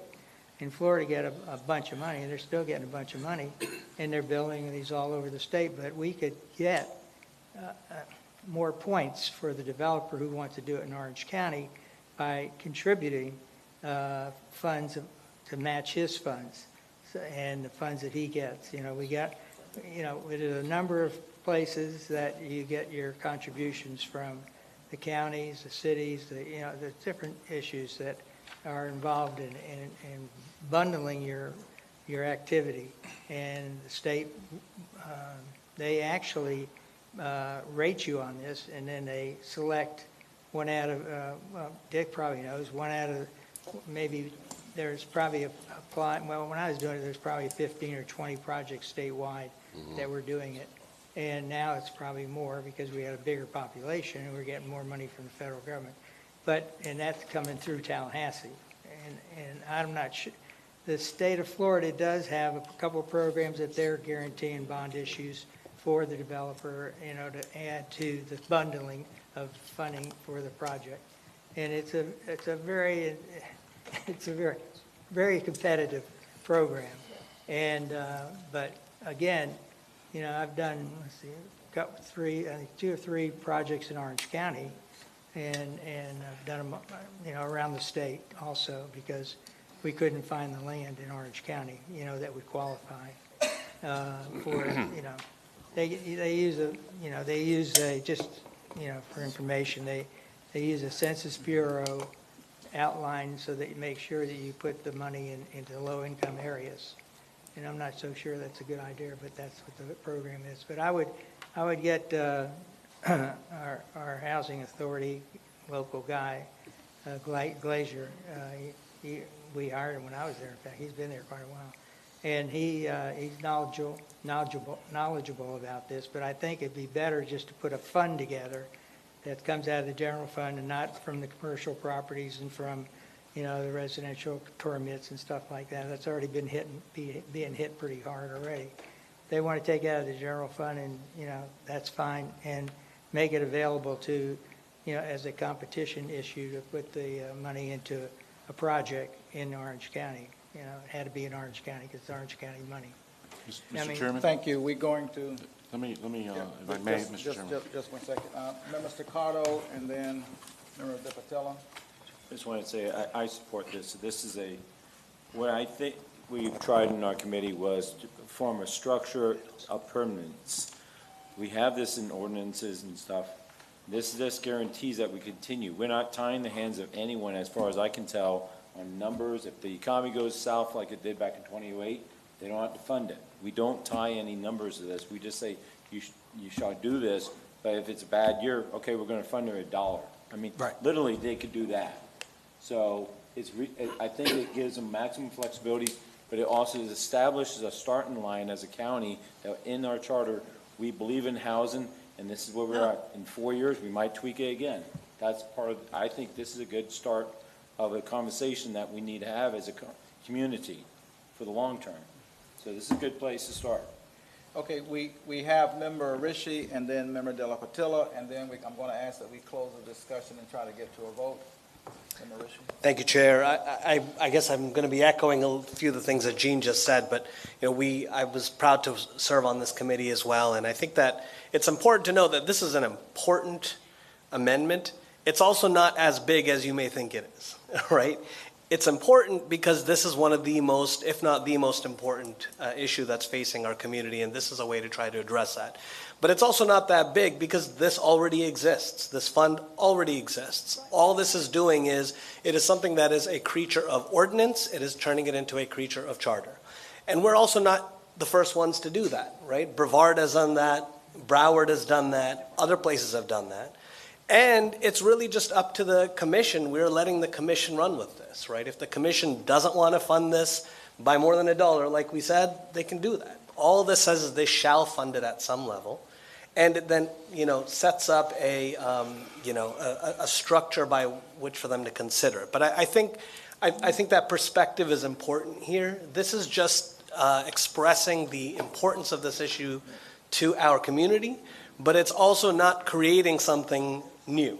This is making sure that what we have and what we've been working on continues into perpetuity. Thank you, Member De La Patilla.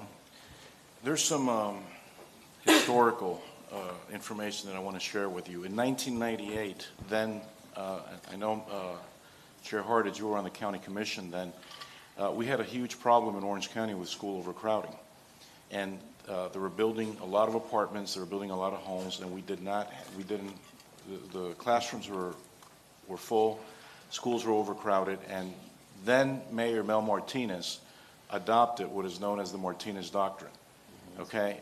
He basically set policy and said, we're not issuing any more approvals, we're not approving any more subdivisions until we have a school or a student station for those students that are going to be living, because it was a huge problem. You remember that. So that became sort of a policy that the county commission adopted in 1998, I believe. Fast forward to 2004, the Charter Review Commission then took it up. And they basically approved, they voted to put school concurrency on the ballot, and it passed overwhelmingly with over 85% of the vote. So today, that was the issue of our time back then, was school overcrowding. The issue of our time today is affordable housing. We already have this, as Member Baga stated, we're not doing anything new. We're simply dealing with this and putting something in the charter, so we're reminded that, hey, we have to continuously fund affordable housing, just like we fund the sheriff, just like we fund police, fire stations. We've got to solve this housing issue. So, and by the way, all we're doing today is really approving the report. We still have 2 more public hearings now. Thank you. I'm going to make just a few brief comments. One, Member Shower brings up a very, very good point. This doesn't create anything new. It doesn't create any new money per se. It has the possibility of creating new money, but it really doesn't. But what it does do, most importantly, is it creates leverage for contractors, builders, whether they be nonprofit or for profit, to add to their application when they're applying for state and federal funds. It demonstrates the county's interest and support for a particular project or for a series of projects, and I think that's worthy in itself. I've had a chance to go through this, as many of you. This is by far not perfect, but it's the most perfect that we can do today. So I'm going to urge the board to lend support to this and approve the committee's report. We'll have another public hearing shortly after this, and then it'll be followed by a second public hearing, which I'll schedule for the agenda. But as for now, I think that it's the best start that we've had since I can remember on the board. Thank you, Chair. If I could just have a moment. Please. Oh, sorry. You're Go going to ahead. get to make Sorry, a Chair. motion and Yep. your last comment. Microphone, Mark. Microphone. Please, your microphone. Just a quick question. Member Aris, please. What you clarified, there's going to be another meeting after today. That's correct. 2 more. Yes. There'll be the first public hearing will be today, and then I'll schedule a second public hearing where we can vote it up or down. Yes, sir, but the second meeting will be the one that makes a difference, and we get to vote it up or down at that meeting. It's just the way the process works. So then may I ask one question of Mr. Grimmer? Sure. In paragraph C under text provisions, number 4, are there any current examples of mandatory payments? Not in the county, but that is something that is actually currently permitted by state law, like inclusionary zoning requirements. The developer just needs to receive something in return, whether that be payments or density bonuses. We don't have those currently in Orange County, but they are actually allowed by state law. So this just allows that.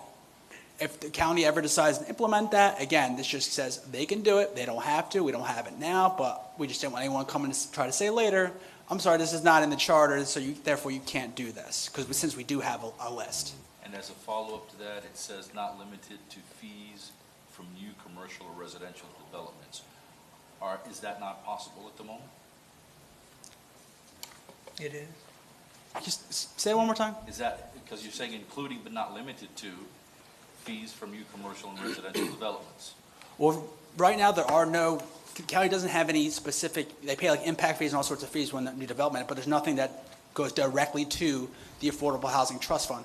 Some jurisdictions have that where they can either, if you talk about inclusionary zoning requirements, can either build affordable units or you can pay into a fund that builds affordable units. Again, we don't have that currently, but this gives them the flexibility. If they ever, county commission ever decides to implement such a system, they would be allowed to under the charter. I see Member O'Neill or Member Reggie. Is that the call for question? Mr. Chair, I just want to state for the record, I'll be abstaining from this vote, that I do have a conflict.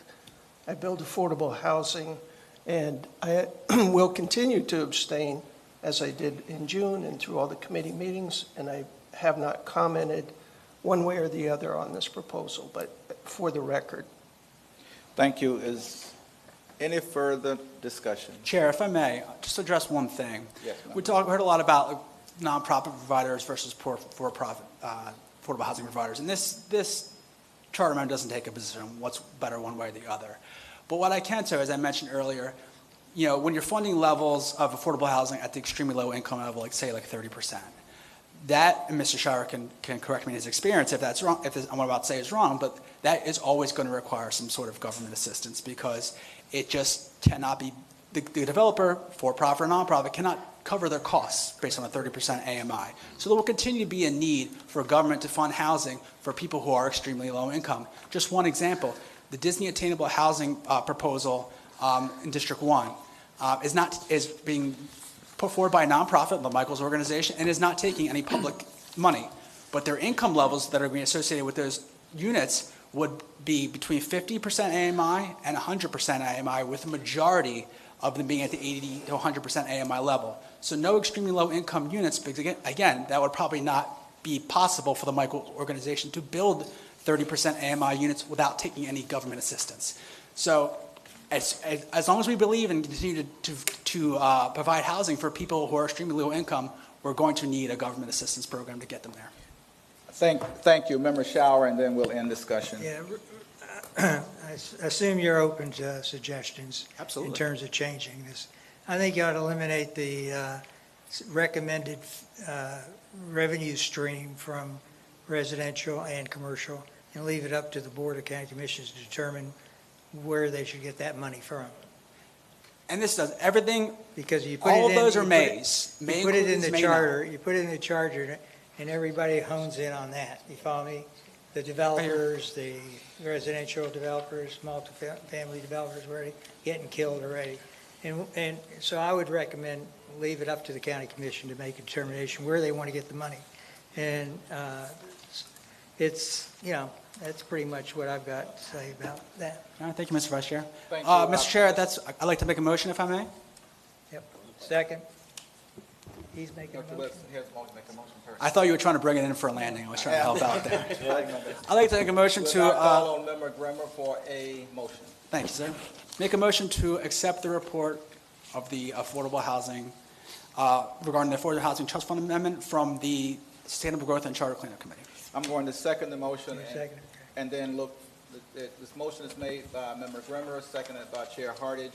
We'll now look to Member Shower, who appears to have a friendly amendment. No, I don't have it. I'm not going to make an amendment. I think you're going to make an adjustment, hopefully bringing it when we bring the final document. And if it's not in there, then I'll make a motion, but I'll give you the opportunity to change it. Thank you. We have a motion and a second. Any discussion on the motion? Seeing none, we call for a vote to accept the report of the committee. All in favor of accepting the report as made in the motion, signify by aye. Aye. Any opposed, signify by nay. Seeing none, the motion carries. Thank you, Member Grimmer. Thank you. Appreciate it. Mr. Chair, This will be not unanimous. with one abstention. Unanimous with one abstention, abstention. yes. That concludes our regular meeting for the day. We'll now move into public hearings. We have 4 items for public hearings. 2 of them will be first readings. and 2 of them will be second readings. On the ones that are second reading, it has to do with the extension of the increase of the number of county commissions. This is a final vote. I want to remind the members that this is a final vote. A vote on this to approve sends it to the ballot. The second one that would be on for second reading, it has to do with proposed amendments establishing a county attorney. That will likewise be a second vote. A vote by the board in favor of it moves it to the ballot. The 2 items that would be on the agenda for first readings will be the one that we just heard from Member Grimmer concerning affordable housing, and the second one has to do with amendments. What is the second one? The one is affordable housing, and the second one is charter officers.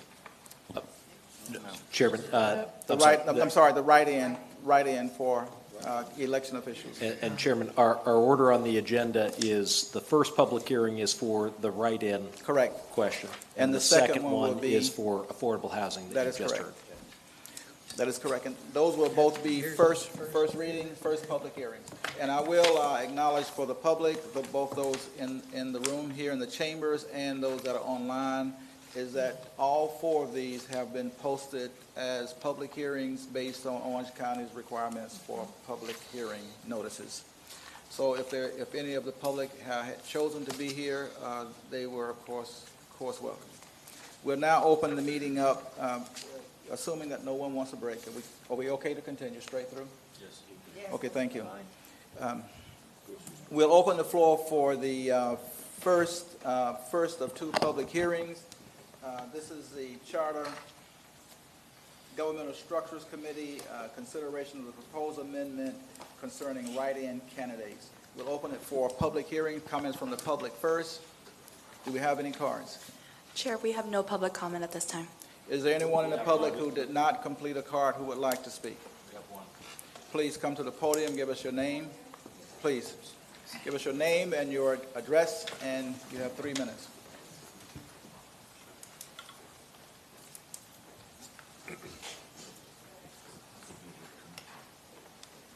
Getting some exercise. Bonnie Jackson, Winter Park, Florida.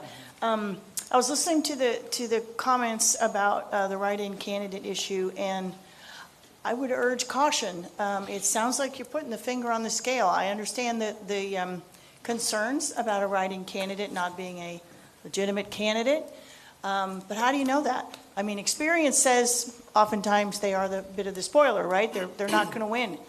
But we don't know that. Odd things happen. And besides that, if you go down to the SOE, you pay your money, you are a qualified candidate.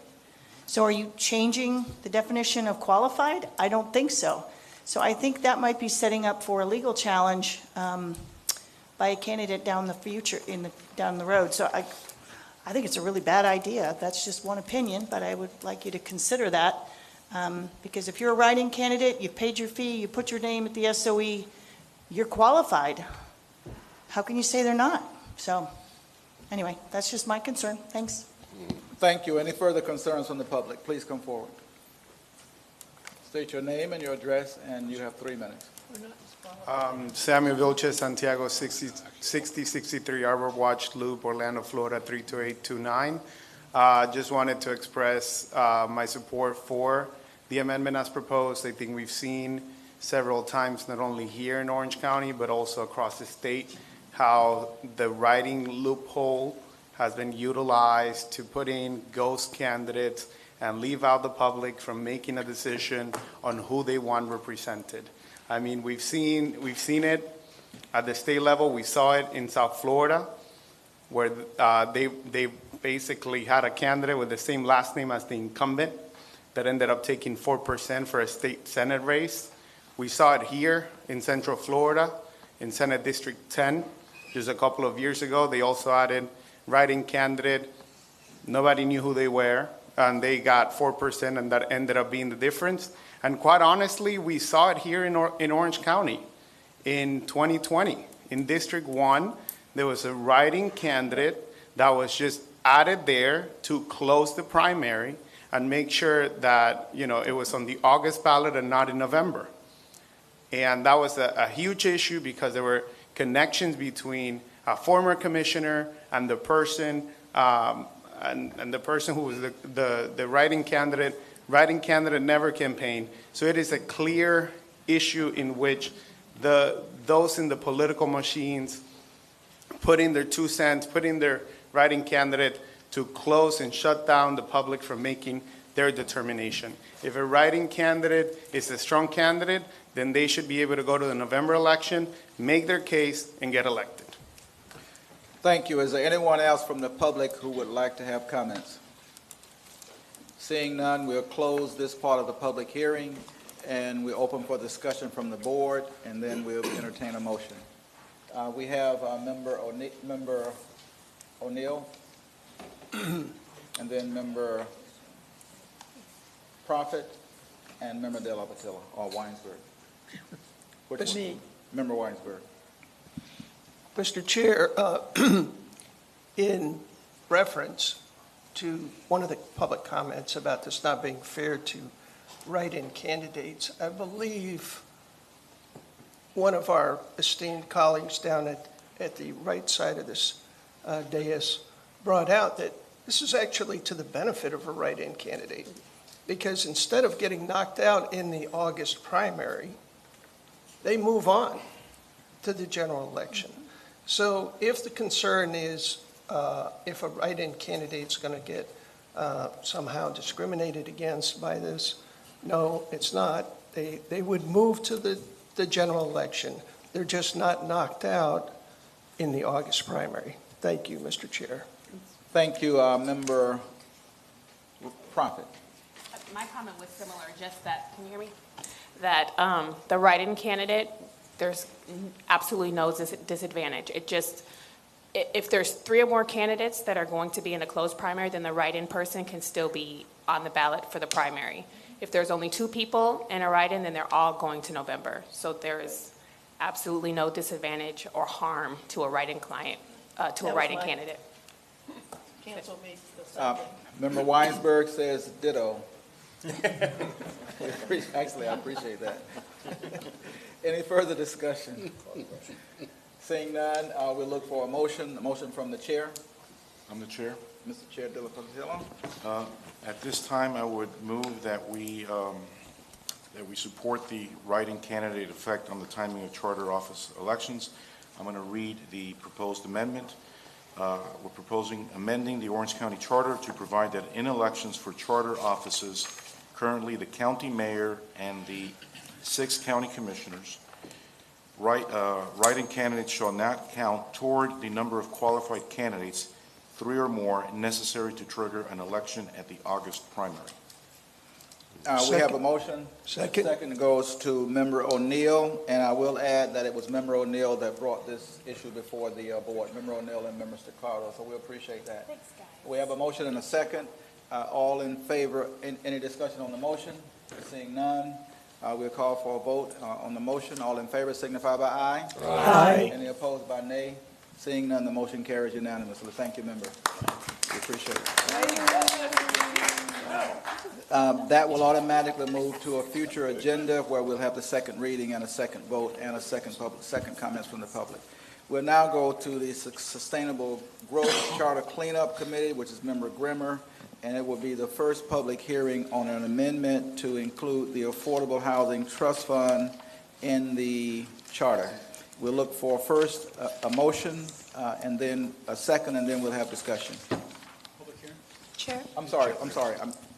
We do have one member of the public. Yes, excuse me. Please, Thank you. give us the card. Greg Jones? Mr. Jones. Thank you. And then anyone else who has not presented a card will be asked if they would like to speak on this issue also. Mr. Jones, thank you. Give us your name and your address. Yeah, Greg Jones. I'm at 14636 Porter Road in Hamlin, Winter Garden. I look at the distinguishing council here that sits up here, and we look at this affordable housing. And somewhere in the mix of being a republic, and we're a republic, not a democracy, that capitalism will find its own way out. Now, I don't know Eric, but I bet you're an attorney, and I bet you work for the government. I don't know you. I've just seen you, but I can just tell, just the way you're speaking. is what we're trying to do. Again, we're getting into the entitlements again. Who's paying for this? Who's going to fund this? I remember, and I can guarantee you, Chairman, that you didn't afford a house when you were 20 years old. Actually, I did. Oh, you're very fortunate. I didn't. I was in the Marine Corps. I waited food stamps, but you know what happened? I had a child. So I worked 2 jobs. I got out the Marine Corps active duty. I went to the bowling alley, cleaned that up, went home, got about 4 or 5 hours sleep, went back to work. Housing is not our responsibility to make sure that everybody's housed, especially if you're a young person. There's multiple jobs out here. There's so many job openings out here that I have a hard time when somebody's 20 years old and decides to work at Disney that they need affordable housing and we're going to pay for that.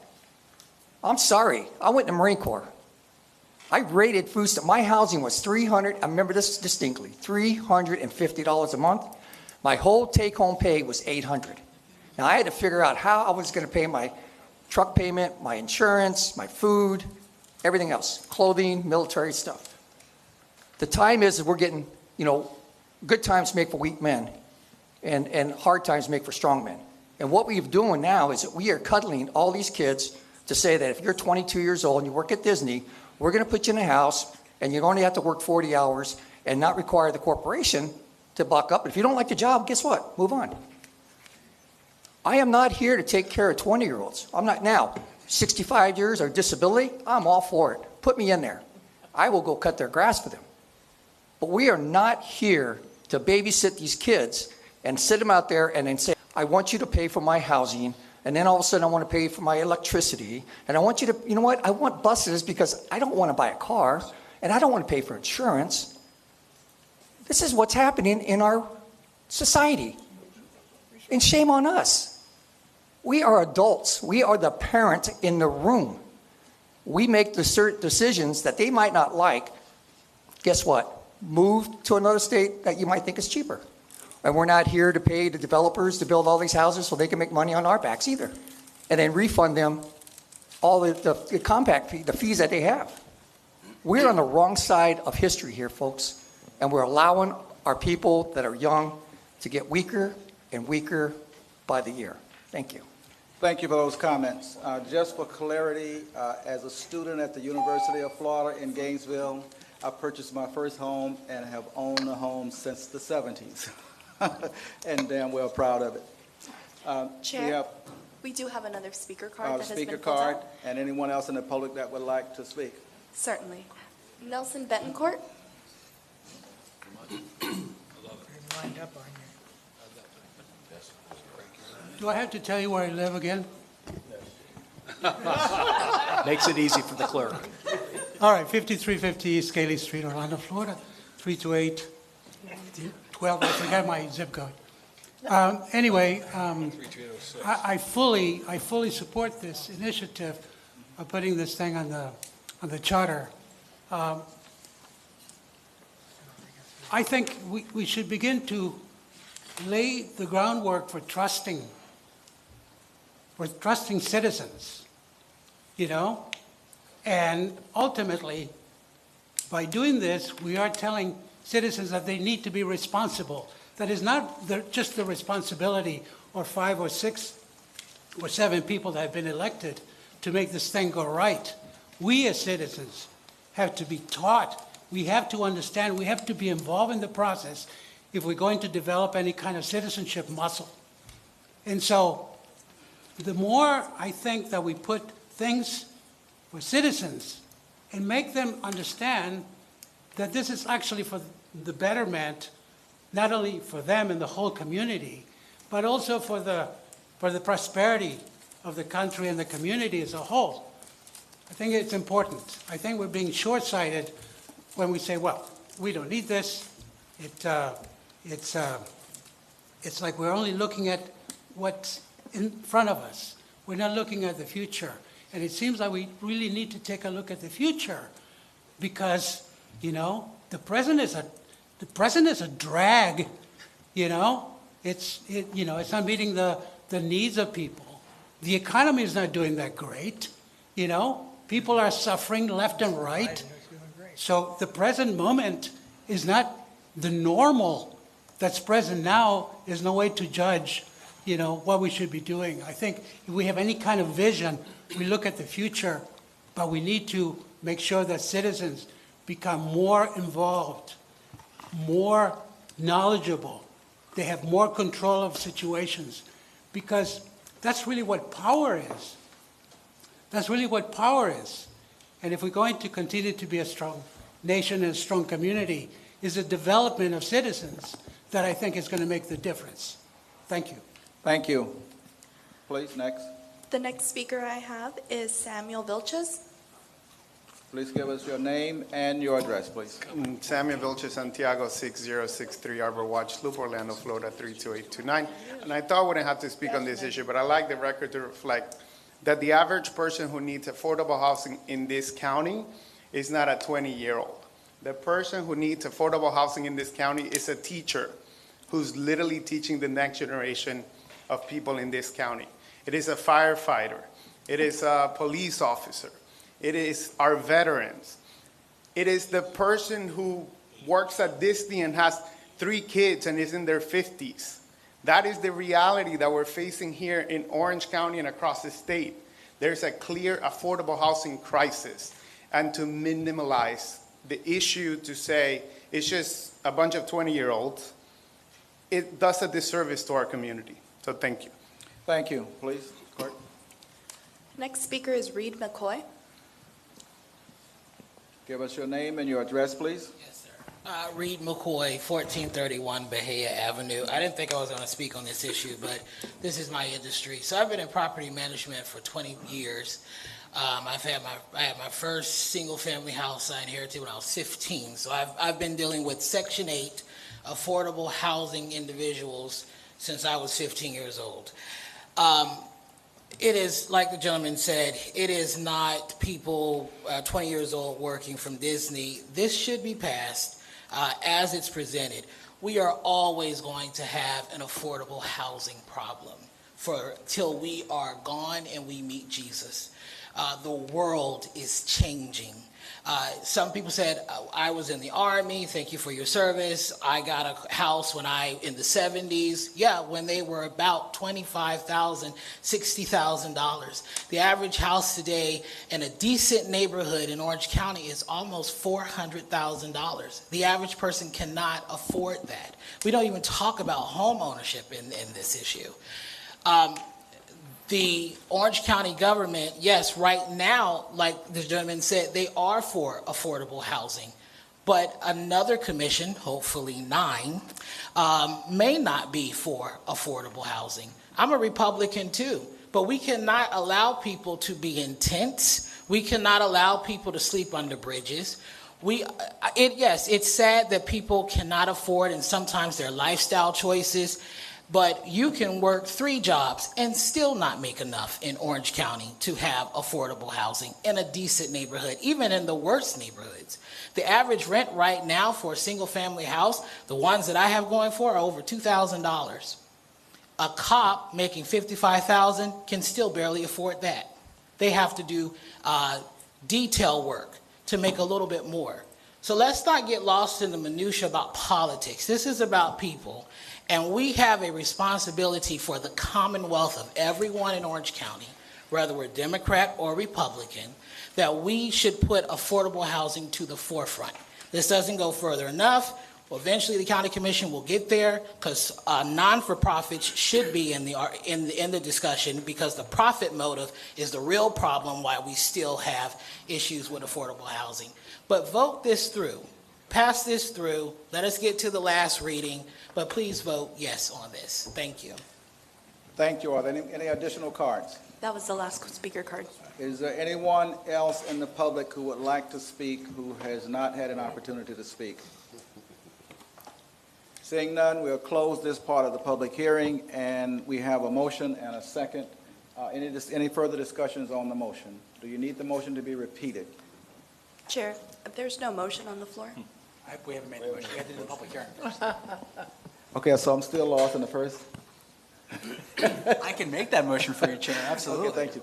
Okay, we'll look for a motion from Member Grimmer, and then we'll look for a second, then we'll have discussions from the board, and then we'll look for a vote.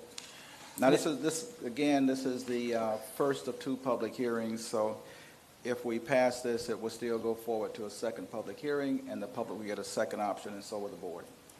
The motion, please? Thank you, Chair. I make a motion to approve the Affordable Housing Trust Fund amendment as laid out in Exhibit A of the final report from the Sustainable Growth and Charter Cleanup Committee. Is there a second? Second. It's seconded by Member Rishi. Any discussions on the motion? Member Batchelor. I'll defer, and then I'll take it. Member If Callen. you got somebody else. We have Member Callen, and then Member Prophet, and then Member Batchelor.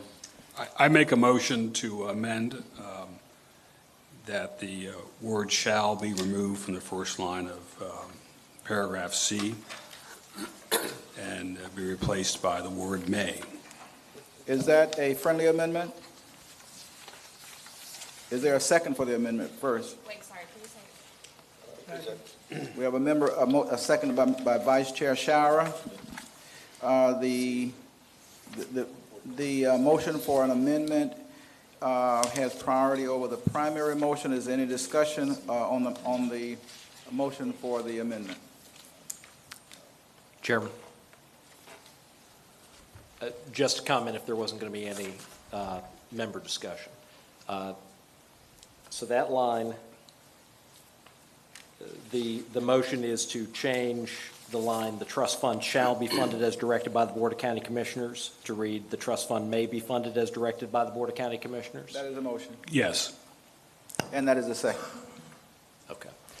Just so the CRC knows, all right, and this is not a categorical argument in favor of leaving it the same way, leaving it as it currently is, to the concern that there may be some, concern about interpretation or what have you. I will share with you that this happens to be language that the precise structure of this sentence is found in the other three charter provisions that this is very similar to in Broward, in Brevard, in Alachua. And while I share your point that it's good to look closely at a sentence that has a shall and a may going on, I would just offer that I think the meanings of each of those two verbs is clear in this instance. I ordinarily wouldn't jump in if this was directed to policy or anything like this, but I wanted to offer that thought when looking at the effect of particular words in all of this. Thank Member Prophet, and then Member Staccato, and then Member Nguyen. Well, I'm not talking about the amendment. I just wanted to. Bachelor. Are we on that amendment? Yeah, I'm not on the amendment, so sorry. Dick, you want to go last? Amendment's been seconded. So it's discussion of the amendment. Before we do, Member Batchelor has comments, and I overlooked them. Yeah, we've got one more vote after this, right? That's correct. So we're not to the voting yet. When we get there, for the record, I just want to make a comment when we get to the vote, actually. Okay. I'll just wait until then. Okay, thank you. Just Thank you, sir. in response Member Prophet. to the friendly amendment, would it make you feel better if it was just a period after commissioners, and then it said it may be compromised, therefore shall and may are not in the same sentence? And that's kind of responding to both the attorney and. Can staff put the language back Alicia, on I the like screen? I like that alternative better than. I'm going to ask staff to put the language back on the board. Can the clerk do that for us? Yeah, Alicia, If the I like clerk that. could put the final So report. a friendly amendment. Friendliest. I don't know if you can have a friendly amendment to a friendly amendment, but. Okay, Member Nguyen. It would be the other final report. Based upon the comment, Mr. Chair, I'd like to change my proposed amendment if possible. Let's wait and put it up. Give me a second.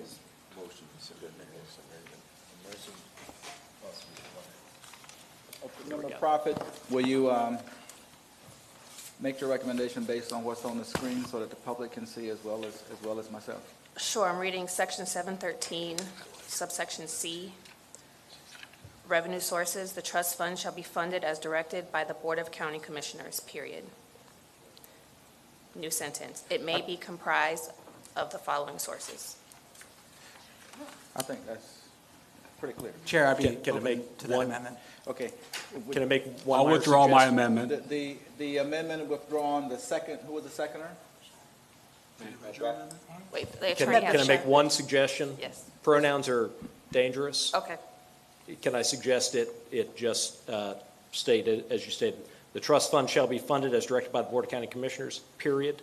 The trust fund may be comprised of the following sources, colon. Sure. Period.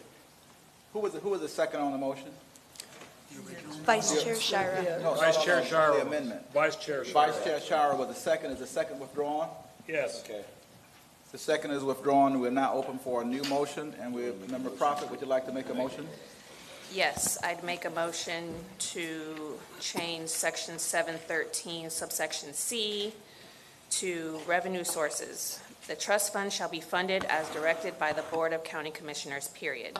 The trust fund may be comprised of the following sources. I second that. I'm going to give the second to the maker of the initial amendment, Member Callen. Tom. I'll second. Okay, seconded by Member Callen. Just for clarity. Discussion on the amendment. Any discussion on the amendment, signify by making your comments. Seeing none, all in favor? This is an amendment, I'm good. Yeah, all in favor of the amendment, signify by aye. Aye. Any opposed by nay? Chair votes in affirmative. The motion, the amendment passed. One abstention. With one abstention. Now we'll go for a vote on the main motion, which includes the amendment. And the maker of the main motion was who, clerk? Chair Grimmer.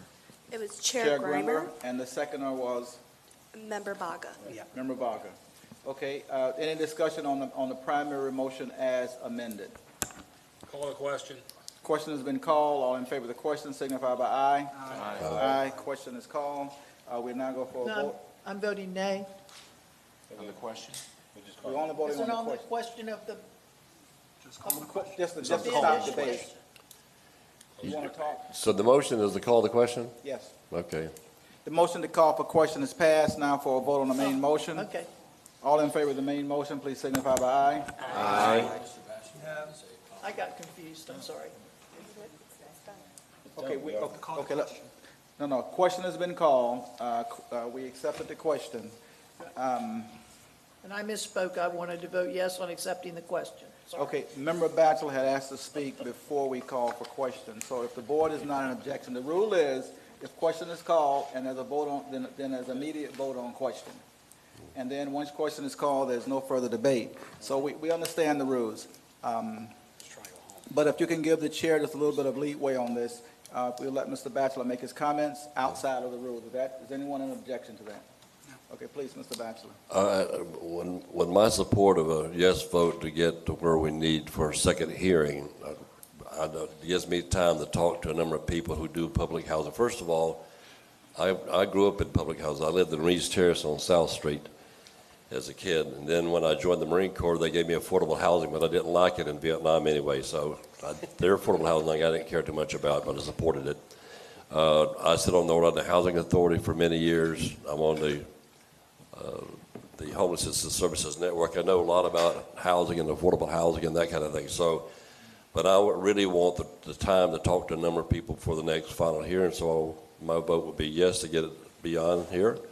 But I do have some questions that I still have to have answered. But I appreciate the courtesy, Mr. Chairman. Thank you. We will now have a vote on the main motion. All in favor of the main motion signify by aye. Aye. No, not for discussion. Any opposed signify by nay. Nay. Let's have a roll call. Nay, nay, nay. Member Batchelor? Yes. Member Jackson? Yes. Member De La Portilla? Yes. Member Weinsberg? No. Member Callen? Yes. Member Arias? No. Member Nguyen? No. Chair Hardage? Yes. Vice Chair Shira? No. Member Grimmer? Yes. Member Vaga? Yes. Member O'Neill is abstaining? Abstain. Member Staccardo? Yes. Member Adamson Prophet? Yes. Member Riley is absent. Motion passes. Motion passes. Thank you, member. Appreciate it. Mr. Chairman, what was the final vote, the final count? Final count, please. Yeah. 7 votes in the affirmative, 4 nays, 1 absent, and 1 abstain. Thank you. Okay. Chairman, staff would recommend that you take a brief break before getting into your 2 second public hearings and final votes. Let's do it. For clarification, what are the remaining votes? We have two remaining votes, and they're both second votes, and they may lead to a fair amount of discussion, so I understand the need for a break. It's expansion of the county commission and charter office of county attorney. Okay, thank you. Can we keep the break to 10 minutes? 5. 5 minutes? Okay, thank you. Dottie, you need a snack?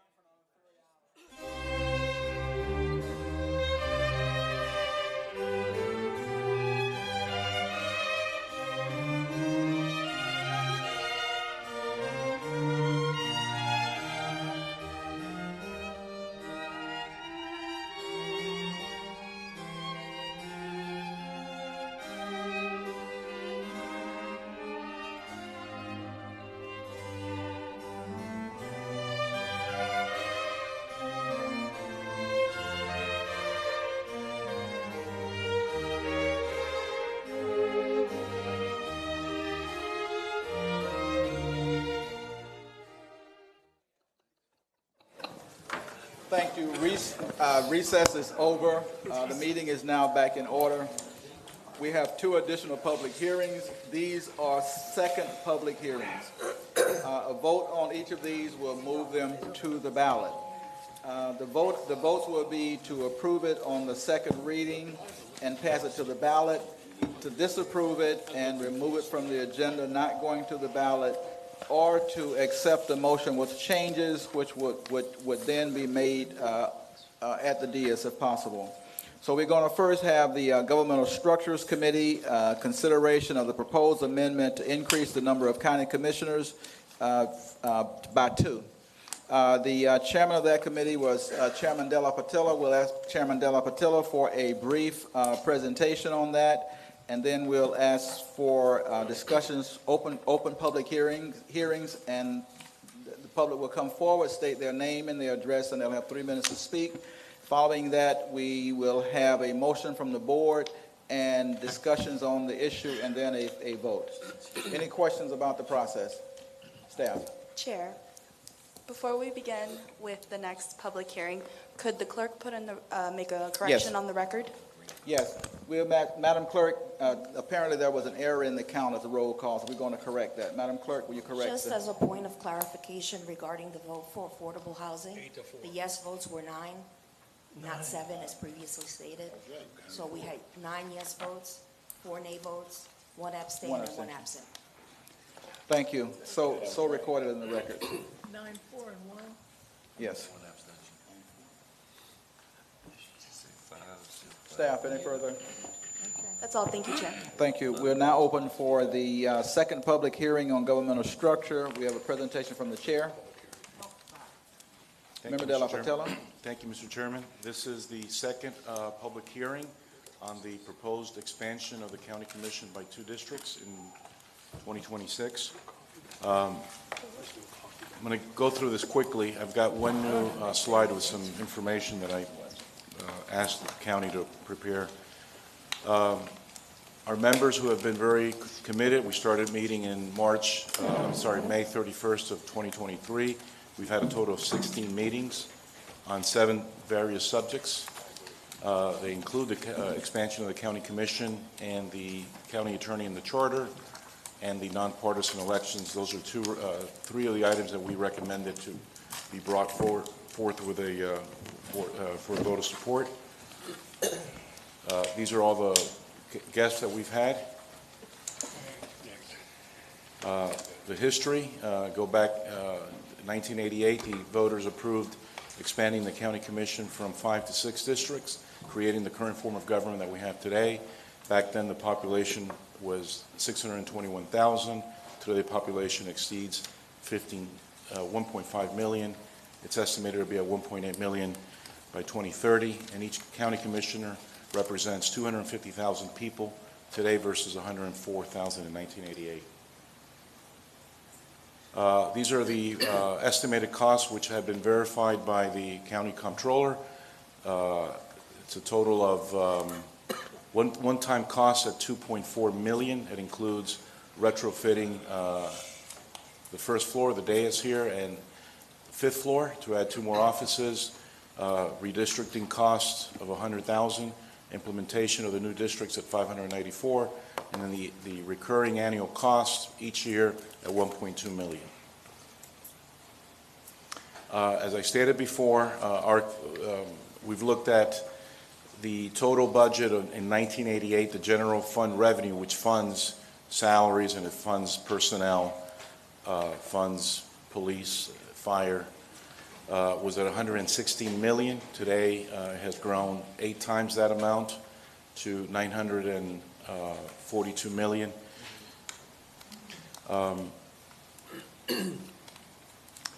Comparison with the other counties, Miami-Dade has a population of 2.7 million. They've got 13 commissioners. Broward has 9. Hillsborough has 7. We've got 6 in Orange County, 7 including the mayor. We're proposing expanding the commission by 2. Okay, this is some new information. So We've heard quite a bit about growth and the costs of growth, and in 1990, by the way, this information I gathered from the Orange County Comptroller and also the Orange County HR Department.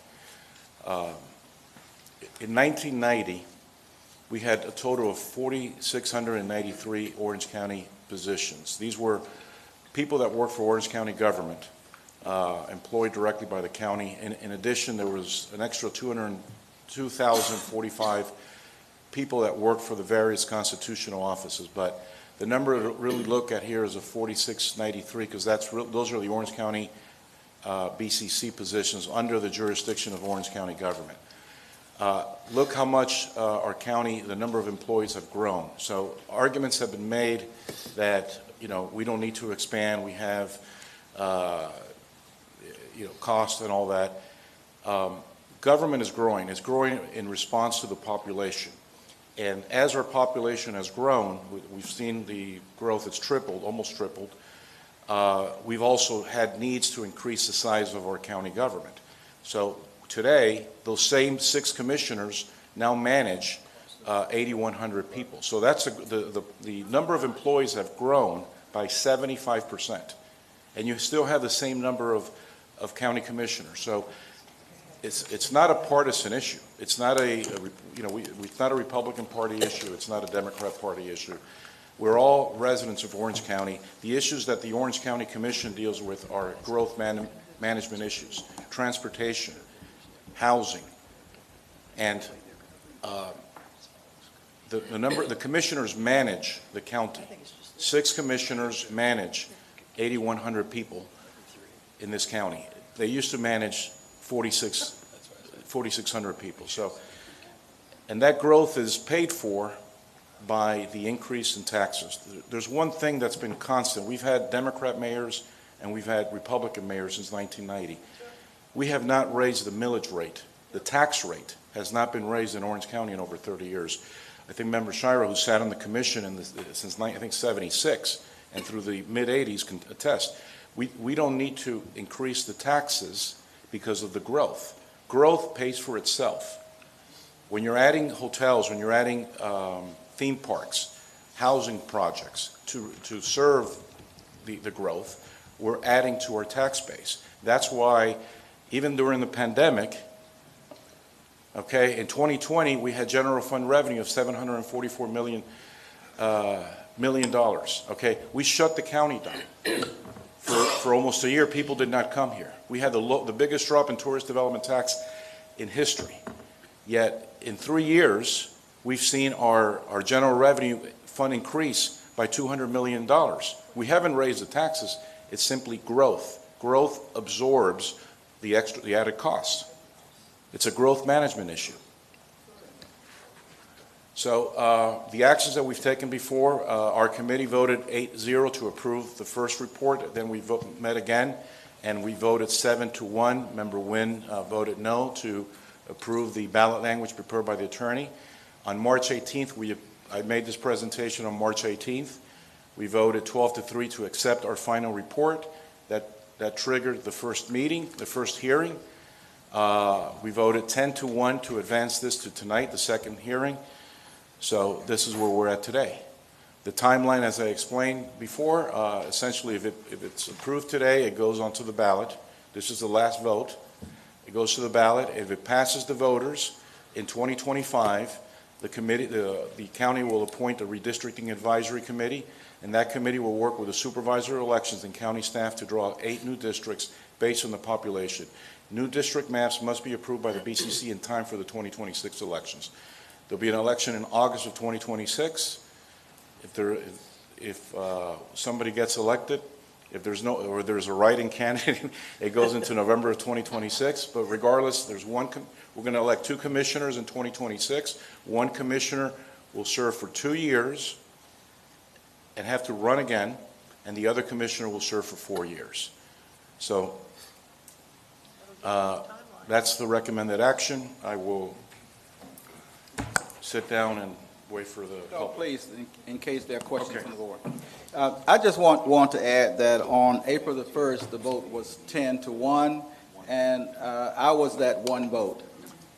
Yes, when it came before the board to move it to the second hearing. If the clerk can correct that if I'm incorrect, but I believe I was that one vote.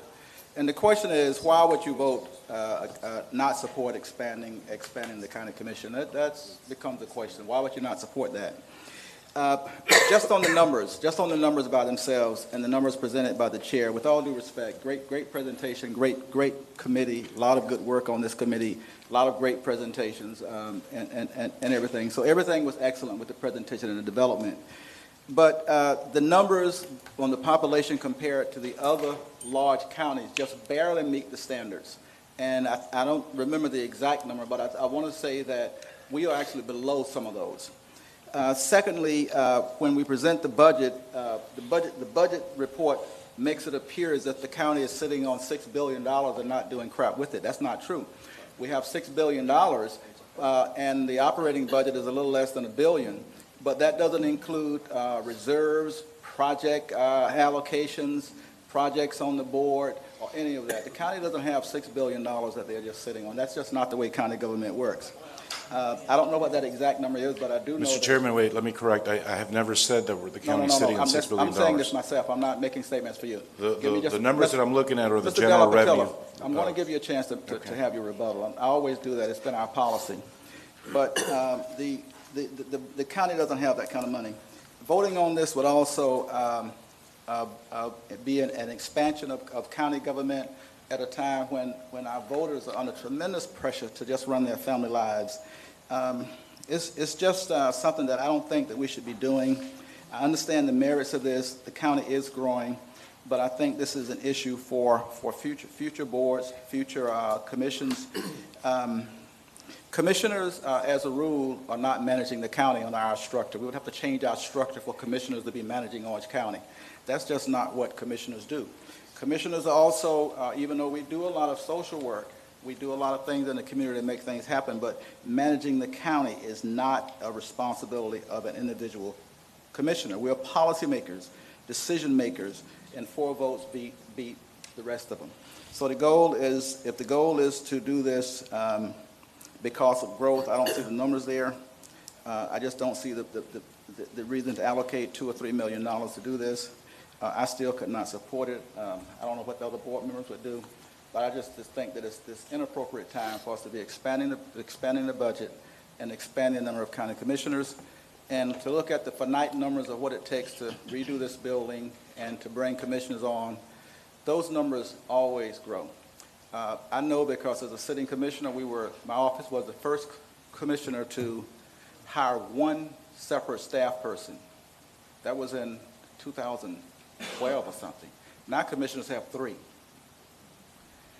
Suppose that grows to 4 because of population. So I just think that we listen to the other board members, but I still stand by my initial vote that this is an untimely vote, untimely issue, and I would just look for further comments from the board. Mr. Chairman, can I respond to what you stated? Chair Della Patilla. So I mentioned that our committee met 16 times and plus the public hearings here, but this is an issue that has been looked at and reviewed by the Charter Commission. It was reviewed by the 2011-12 Charter Review Commission. It was reviewed 4 years later. It was reviewed 4 years after that. So this is the 4th consecutive Charter Review Commission has been looking at the issue. Our committee has spent more time reviewing this issue than any of the past charter commissions. The data is there. I mean, you can't lie about the numbers. The numbers speak for themselves. This is an objective decision. It's based on facts and it's based on data. There's some decisions that we make as a board that are objective. It's based on verifiable information, based on facts and evidence. There's subjective decisions that are based on emotion, on feelings and on opinions. This is simply a data-driven decision. And it's been, since our county has grown so much and it continues to grow, we need to have commissioners to provide the oversight. They do manage the county. They approve the budget. They vote on land use decisions. That's management. Those are decisions that are made. They bring new ideas. Expanding the districts allows the inclusion of new ideas. Thank you. Thank you, Member Nguyen, and then we have Member O'Neill. Chairman. I'm so sorry to interrupt. No, We please let do- me hear Member Nguyen first, and then we'll go back. We do have 4 public comment cards for the public hearing. Yes. Okay, thank you. I think what he's saying is that we should have, actually, it's my error. I started discussing the issue before we opened the public hearing. And so I should have opened the public hearing correct, and that's what the attorney is telling me. That's fine. Okay? I'll wait. I mean, Okay. if you want me to wait, I'll wait. If not, I did, what she's saying is I didn't wait, so. no, I didn't say that. No, she didn't say that. I'm just kidding her with Dottie. Okay, I'm just saying, okay.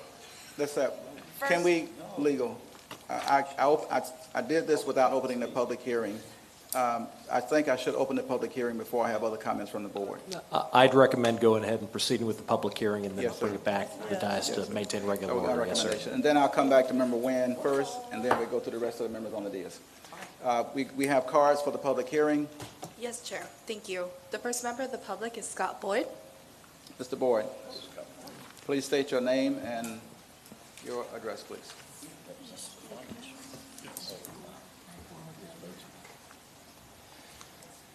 Good evening, Chairman Hardage. Good to see you. Glad to be here. Commissioner Shira. I think you pretty much stole the thunder, that I was wanting to come up here and talk about today when I was listening to Angel talking about the 8,000 employees that the county commission manages. I know, Commissioner Shira knows, we sit up there on that 5th floor, we manage our office staff, we work with key leadership across the county, and we make policy-related decisions that impact the entire county, a lot doing with growth management. Now, granted, a couple of commission offices probably rotate 30 staff members throughout their office over the course of the 4 or 8 years they may be here. But, that's who they manage.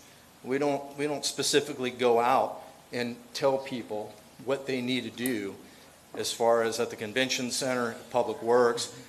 They're a support staff for us that we work with, and they're there to help us and help us make decisions, but hardly are we managing any of them. Now, one of the reasons why I oppose it is the fact that when I got elected to the county commission back in 2008, I had Orla Vista, and through the redistricting process after the first 4 years, I lost Orla Vista, but also lost a footprint of a bit of Pine Hills, Orla Vista, a community that I felt was extremely important to District 1.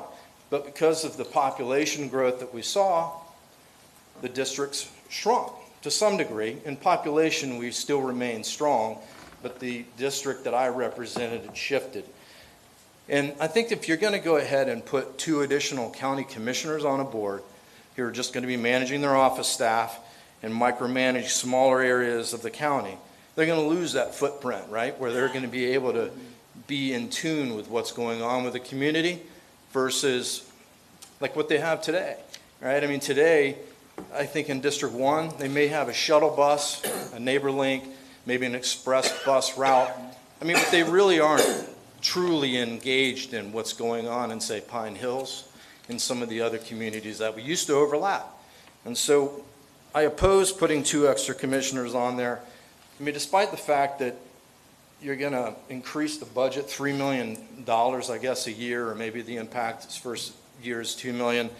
I mean, it's just not the right thing to do, and I think maybe somewhere down the line it might be, but it sure isn't today.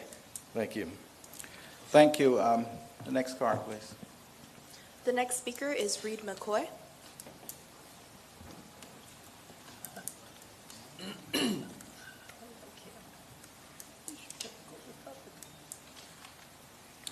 Reed McCoy, 1431 Bahia Avenue, Orlando, Florida. I think everything that Mr. De La Portilla said was spot on. I would point out that this has been asked at every charter commission since we've started having the charter commission meetings for the expansion. And I would disagree with former Commissioner Boyd that the role of the commissioners are not, you are to approve the budget, you are to have oversight. There's going to be another vote about oversight with the county attorney. A county commissioner is there to legislate and to provide services for the citizens. And to hear all of the noise and nonsense respectfully about the budget increasing $3 million. You can find $3 million in the budget right now to have that done. This, again, is about letting the voters have the conversation, finally. And if it comes back that the voters decide, no, we don't want to do this, then we finally know after several Charter Commission meetings that they don't want to do this, and we can move on to the next thing. And I will remind some of the board members that used to be commissioners that if they had the same position that they currently took several years ago, there would not be potentially an African-American county commissioner that served. The Honorable Mabel Butler, and yourself, Mr. Hardage. So let us remember that, respectfully, that the time is now. We are 24 years into the 21st century. We need more representation. It's not more government, but it is more representation for the people so that it can be a smaller amount, a more geographic area. We can get to that in redistricting. We're not doing that today. Let us at least have the conversation as citizens at the ballot. And if it's voted down, then we finally know. Thank you. Thank you for the comments. Member O'Neill? No, I'm sorry, Member Nguyen? Next speaker. Two more cards? Next speaker is Nelson Betancourt. Okay, someone please. Mr. Betancourt? We have two more cards. Okay, in addition to that, it's been our policy to ask the board after all the cards if there's anyone else that would like to speak. So staff, try and help me stay in line with that. I want to keep that policy. Really, that's my goal. Mr. Betancourt. Would Planet Earth cover my my address now?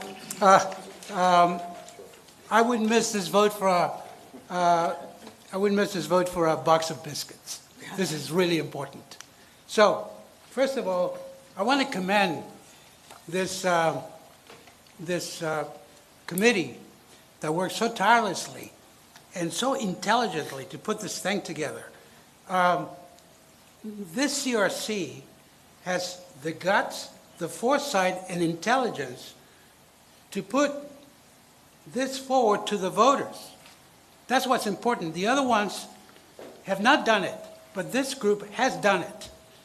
And the important thing is that it takes courage, intelligence, vision, and compassion to bring something to the voters.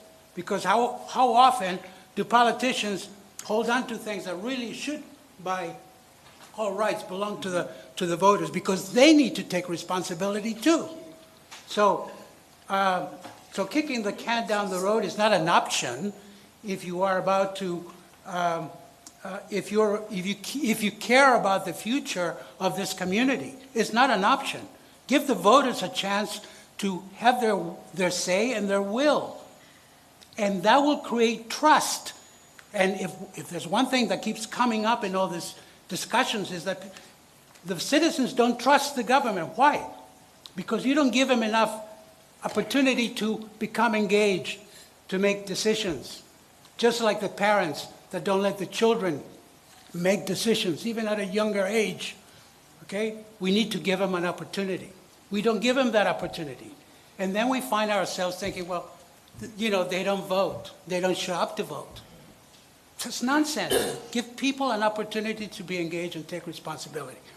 And second, Mr. Chairman, in fact, if you look at the comprehensive annual financial report of Orange County has way beyond more than $60 billion.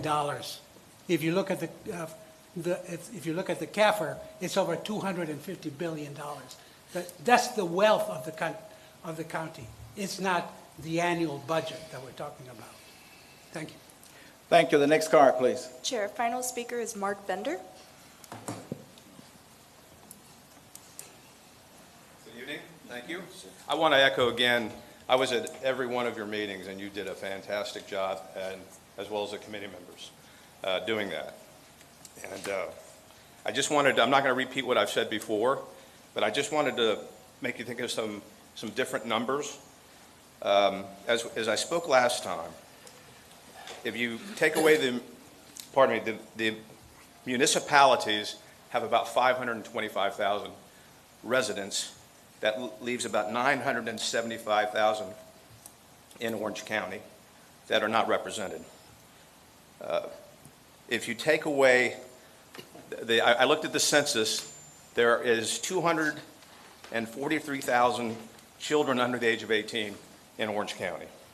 If we take away that number, because most of them are not going to be needing their county commissioners, and they have 7 school board members that take care of their needs as well. That reduces the number to 732,000. If we divide that by 6, the average size of the commissioner's district, that gives them an average of 122,000 each. If we add 2 more, that's going to reduce it even further. So I understand the passion behind the need for an increase and your recommendation. I just think at this time, as former Commissioner Boyd said, it's just not the right time.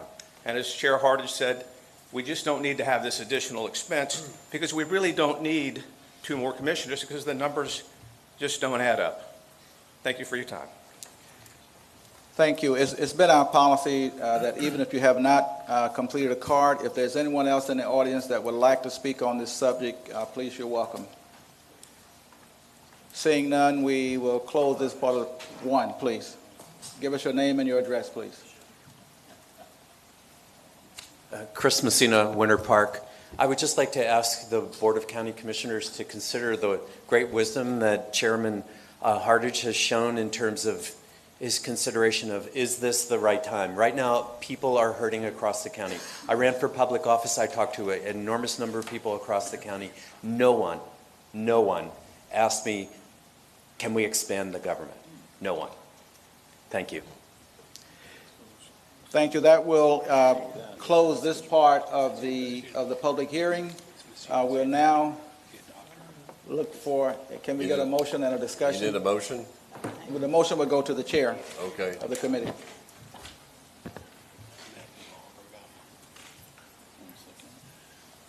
Okay. At this time, my motion is to, I move to accept the Government Structure Committee's recommendation and for the expansion of the Board of County Commissioners by 2 members in 2026. I second that. We have a motion made by Chairman Della Patella and a second by Member Ricardo. Now we open for discussion from the board concerning the main motion. Board discussion. Member Nguyen. May I ask a question to Chair? Thank you for your great presentation. You wanted 2... Mike, she needs to... Mike. Oh. I don't know if it's on. It is. Okay. It's on. You wanted 2 new commissioners, and you said 1 commissioner would be 2 years, 1 would be 4 years. How are you going to do that if they're both trying to run for public office and be a commissioner? Do you think that's fair if I am paying, and you're going to tell me that you're going to have 2 years and you're going to have 4? How do you distinguish that? Right. I'm gonna respond, but I'll also let Attorney Vos Okay, respond. fine. That's not my only question. Okay, we have staggered districts here. On presidential election years, districts 1, 3, and 5, like this one, are on the ballot. On gubernatorial election years, districts 2, 4, and 6. So the first election will vote the 2 new members in, but these will be District 7 and District 8. And so 1 member will be serving, this is in 2026, so 1 member will serve until 2030, right? And that will be in the gubernatorial cycle, so more than likely that will be District number 8, 2, 4, 6, and 8. And then the commissioner for District 7 will have to run for re-election in 2028. That's the presidential year, just like 1, 3, 5, and 7. Attorney Vos, is there any additional comments you want to make? No, that's precisely how it would work, and as part of the redistricting plan that would be adopted by the Board of County Commissioners to implement the 8 districts, the 1 district that would have an initial 2-year term would be designated by the Board of County Commissioners. I understand all what you're saying, but that's not my problem, okay? And the second one is, have you determined who's going to move from the 1st floor to the 5th floor, the 5th floor to the 1st floor? How are you going to do that? Member Nguyen, I'm just asking. That's not our But you're decision. putting Our it there. decision really was to review the charter, and as I noted earlier, you voted no, and voting no is okay. We're in a democracy, And I'm so, going to vote no again. right. Sure. Okay? And I still have concerns about the I see Member surrounding Jackson. town cities. They also have their own mayors, their own commissioners, and we're excluding them because we continue to say that we're growing. Yes, we are growing, but we're growing a lot with tourism as well. But these, it just is not going to work the way it's presented and the way it is. In 1988, They when had this one- charter was created, we had 13 cities, and they had 6 commissioners in the city of Orlando. We had 5 commissioners in the city of Apopka, 5 in the city of Ocoee. That hasn't changed, okay? The growth continues to grow. Now, one of the other comments that was made was, for example, a commissioner in Osceola County or a commissioner in Seminole County, Seminole County has a population of 474,000 people. Okay, a commissioner, they have 5 members of their board. Each commissioner represents less than 100,000 people. Osceola County has a population of We're talking 442,000. about Orange County. But I'm saying, Orange County commissioners represent 3 times the amount of people that are representing in the neighboring counties. Yes, and you know what?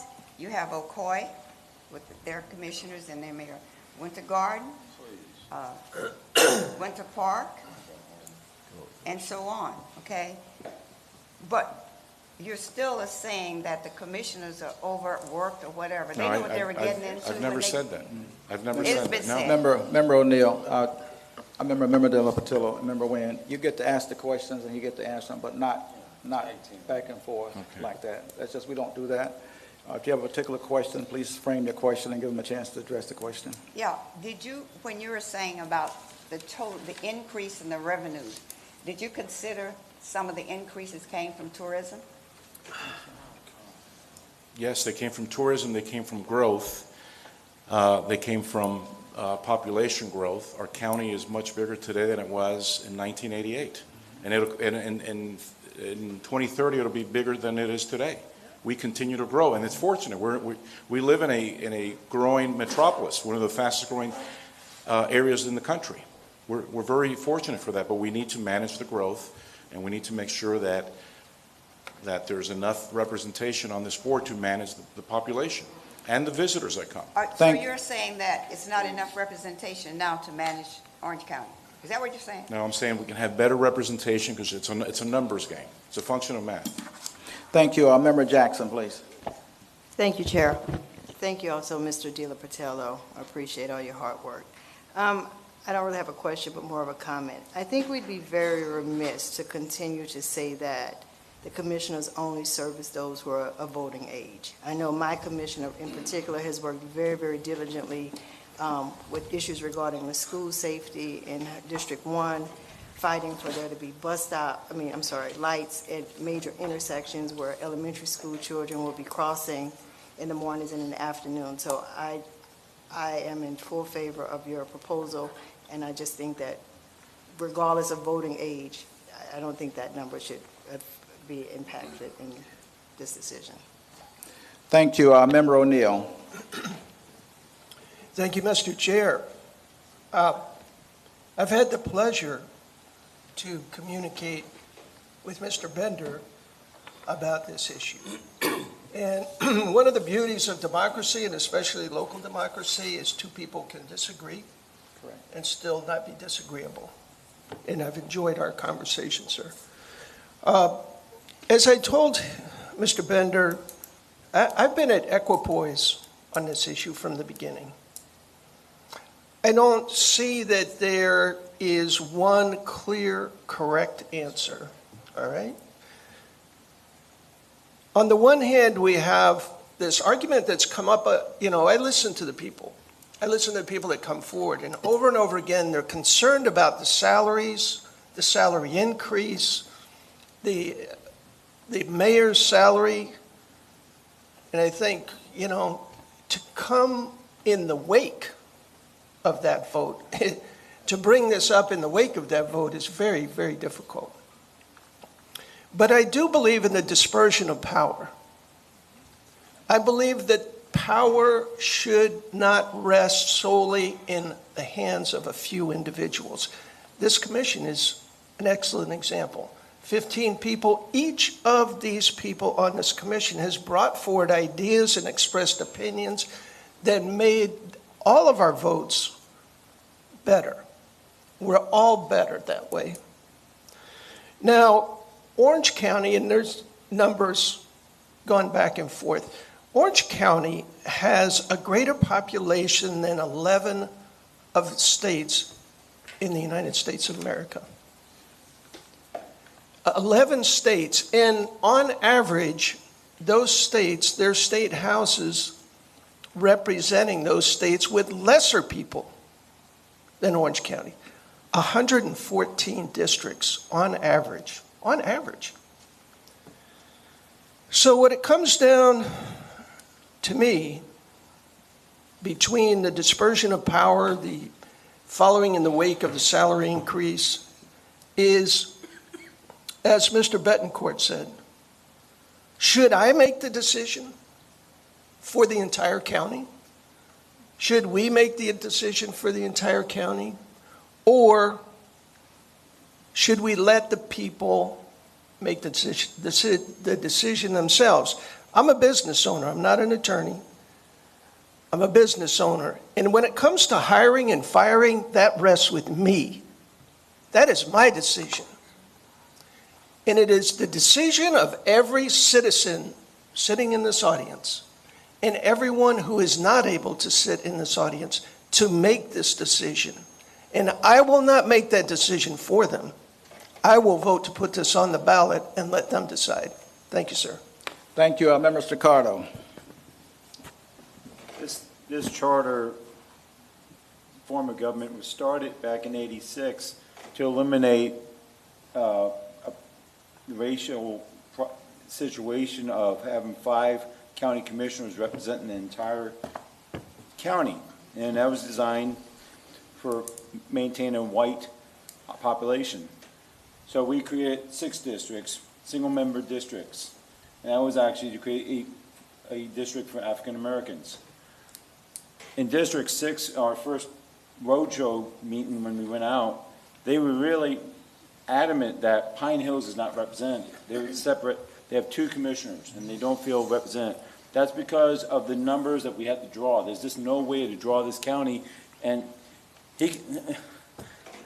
Angel can tell us exactly, because he's been on that committee to draw those districts. You can't draw a fair district in this county with only 6. We have diversity that's happened in this county. We have hundreds of thousands of people have moved here since then, and the diversity is to the point where the black majority in that district is probably going to go away if we don't redraw the districts. We just can't get the numbers. We have.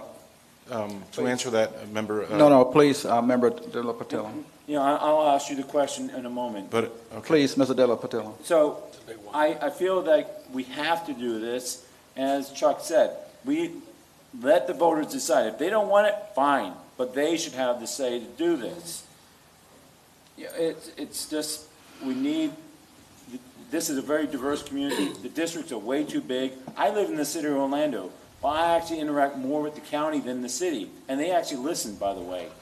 I have a very good relationship with the commissioner, obviously, because I'm sitting here, but I get a lot of action as an individual volunteer in many of my things through the county, not the city. The city's too busy annexing rural districts right now.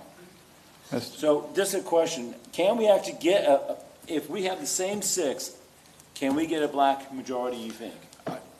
I cannot answer that question, Chairman. I did not sit on the redistricting committee. It was Member Callen and Member Arias both served on the redistricting committee, and there were several comments made that part of their discussion, they felt that District 6, because of the lines that are moving out west, and as Commissioner Boyd mentioned, the District 1, for example, that he represented for 8 years, keeps moving further and further west because of the population.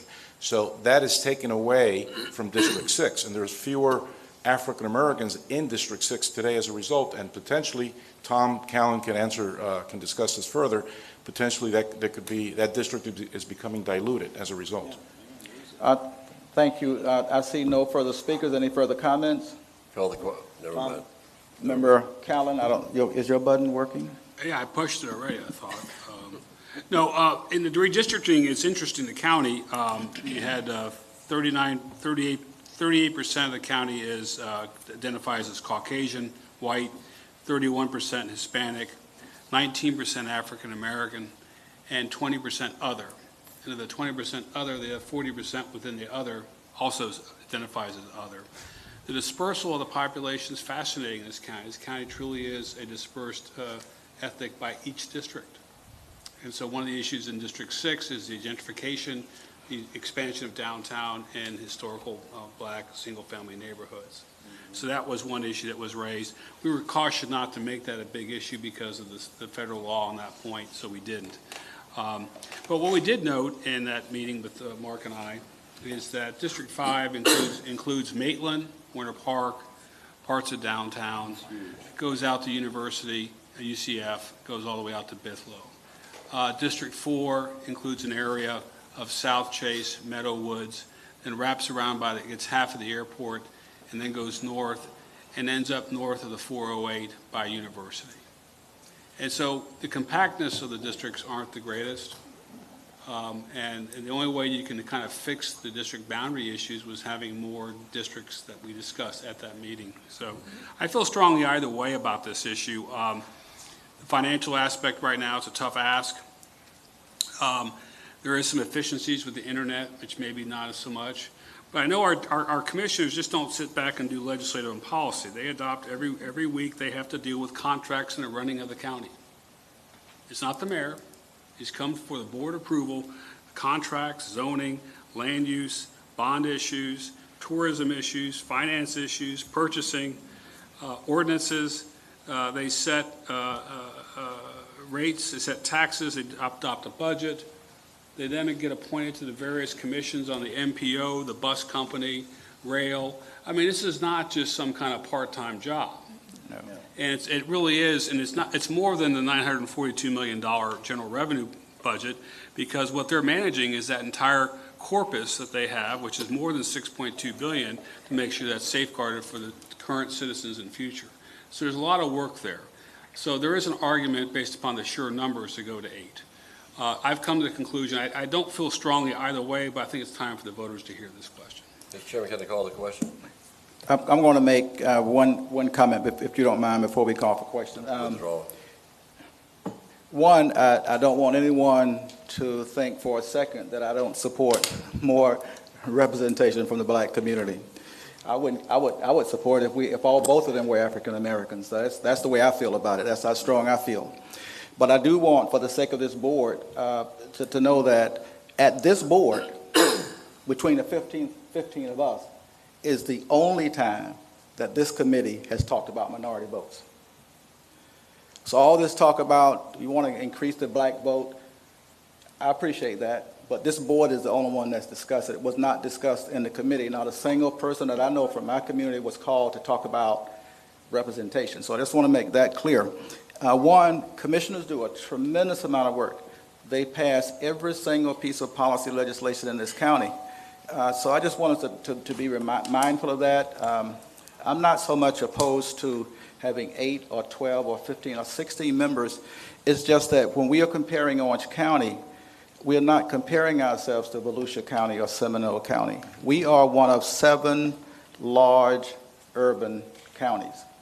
And those are the counties that we compare ourselves to. So from a point of leadership and someone that's done this job, I'm not opposed to more, I'm not opposed to less, but I just think that this is something that we should think very seriously. This is a major vote, probably one of the largest votes that we'll take on this board.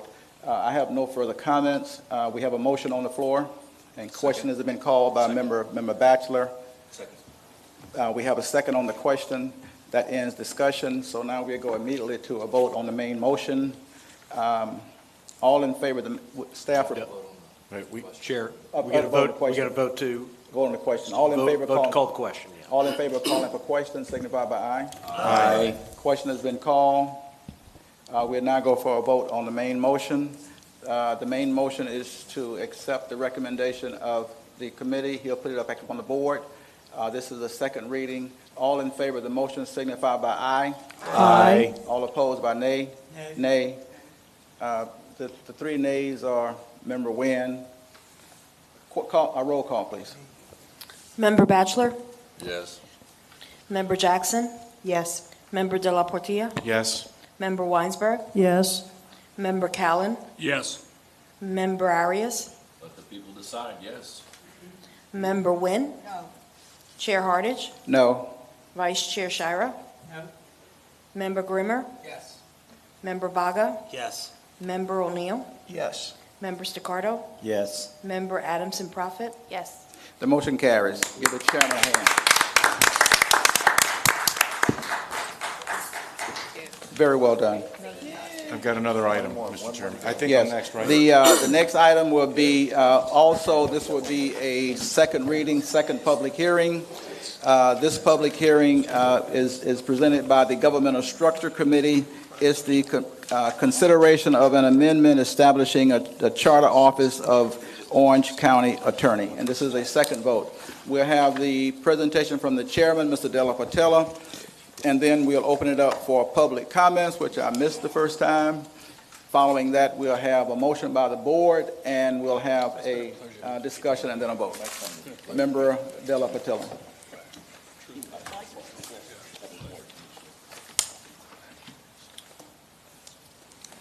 Okay.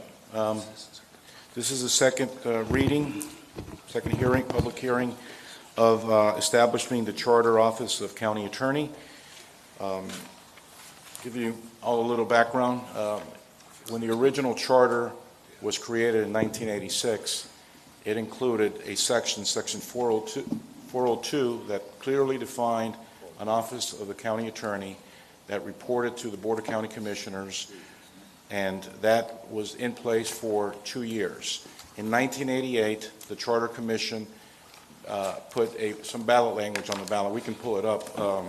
Ballot language that was sent to the voters that did not reference the county attorney. It was Proposition 2, discussed some legislative and executive changes, but it was not very specific. It was not specific at all in relation to the county attorney. Shortly after that, the charter was changed without the voters supporting the change. Essentially, they struck Section 402 of the county charter, eliminating that provision, Section 402, and they added one section in the departments that report to the county mayor. It's called legal services. So our committee, as part of a review, we've reviewed this. We've also had testimony from County Attorney Newton, and the proposed language is we'll reinstate that section, which is essentially amending the county charter to establish an office of the county attorney, who shall be the county's chief legal counsel, appointed by the county mayor and confirmed by a majority of the full county commission, and removed by either the county mayor or a majority of the full county commission. And there's no fiscal impact to this amendment. So this cleared our committee unanimously, and we brought it forward. We had one vote, and we're here for the second vote today. Thank you. Public comments, please. Any cards? We have received no public comment cards at this time. We have no cards. Is there anyone in the public who would like to speak on this issue? Seeing none, this part of the public hearing is now closed. We look for a motion from Chairman De La Portilla, and then we'll look for a second, and then discussions from the board. Okay. My motion will be to recommend to the voters of Orange County that we amend the Orange County Charter to establish an office of the county attorney, who shall be the county's chief legal counsel, appointed by the county mayor and confirmed by a majority of the full county commission, and removed by either the county mayor or a majority of the full county commission. Is There's there a no second? fiscal impact. I'll second. Seconded by Member Rishi. We are now open for discussion on the main motion. Any discussion from the board? Seeing no discussion, Chair calls for question. Is there a second on question? Second. Seconded by Member Prophet. All in favor of calling the question signify by aye. Aye. The motion carries. Now we open for a vote on the main motion. All in favor of the main motion signify by aye. Aye. Main motion carries unanimously. Thank you very much. Great job. Thank you. I do my count. I know how to count. Does that clear We're done. next meeting? We're done. Staff, let us know when the next meeting is scheduled. We do still have member comments. We have member We have comments. member comments on the agenda. I just made a guess that we had said everything that we could possibly say, but if there's any member of the board that would still like to have further comments, and Member O'Neill has further comments. I'll make this quick, Chair. It'll take less than 15 minutes. Oh, not going to happen. I sent a memorandum to the charter email, and I guess it got broadly dispersed. But at some point, would it be all right, Mr. Chair, to put that on one of our agendas to talk about, we are here to do different things. One of them is to study all forms of county government, and in addition to suggesting charters, to also, it's within our scope to make recommendations. And so I would like to discuss that recommendation at some point in May. Okay, I was tempted to ask what recommendation, but I'm not going to do that. The issue is, if I'm understanding you correctly, if there's a board member that wants to make a recommendation to the full 15-member board, would they be allowed to do that? Is that your request? Yes, can that be agended? Here's the process for agendering it, and then you all have to help me with our bylaws. One, any member, is my understanding, and I'll ask for legal support, can make a recommendation to agenda an item. It requires that it comes before the board at a regular meeting. That's where we're at right now. No. It has to come before the board, and then it has to go through a process. I don't remember the exact details of that process, but there is a process. And we established that in the bylaws because the bylaws gives the chairman the right to set the agenda. But I purposely placed in the bylaws a structure whereby not only the board members, but the public can bring things onto the agenda separate from the chairman. But I don't remember the exact details of that, but I know that there's a process for that. So the answer to your question is, if your item meets the standards of our process, the answer is yes. And staff can explain what that process is. Maybe. Chairman, I'm very sorry, I don't have all the pieces of that process in front of me here, but let me offer the following to this point. Not counting tonight, because you are at the end of your meeting, you have 3 more meetings. Correct. And those meetings are on May 8th, May 20th, and May 30th. Is that correct? I believe the recommendation that Member O'Neill has is not a recommendation for a charter amendment. We're way past any time for a charter amendment. I believe it is. That's correct. That is correct. I believe it is just a recommendation, which has been the practice of prior charter review commissions, to from time to time include formal recommendations from the CRC to some government entity or what have you. They're just non-binding recommendations.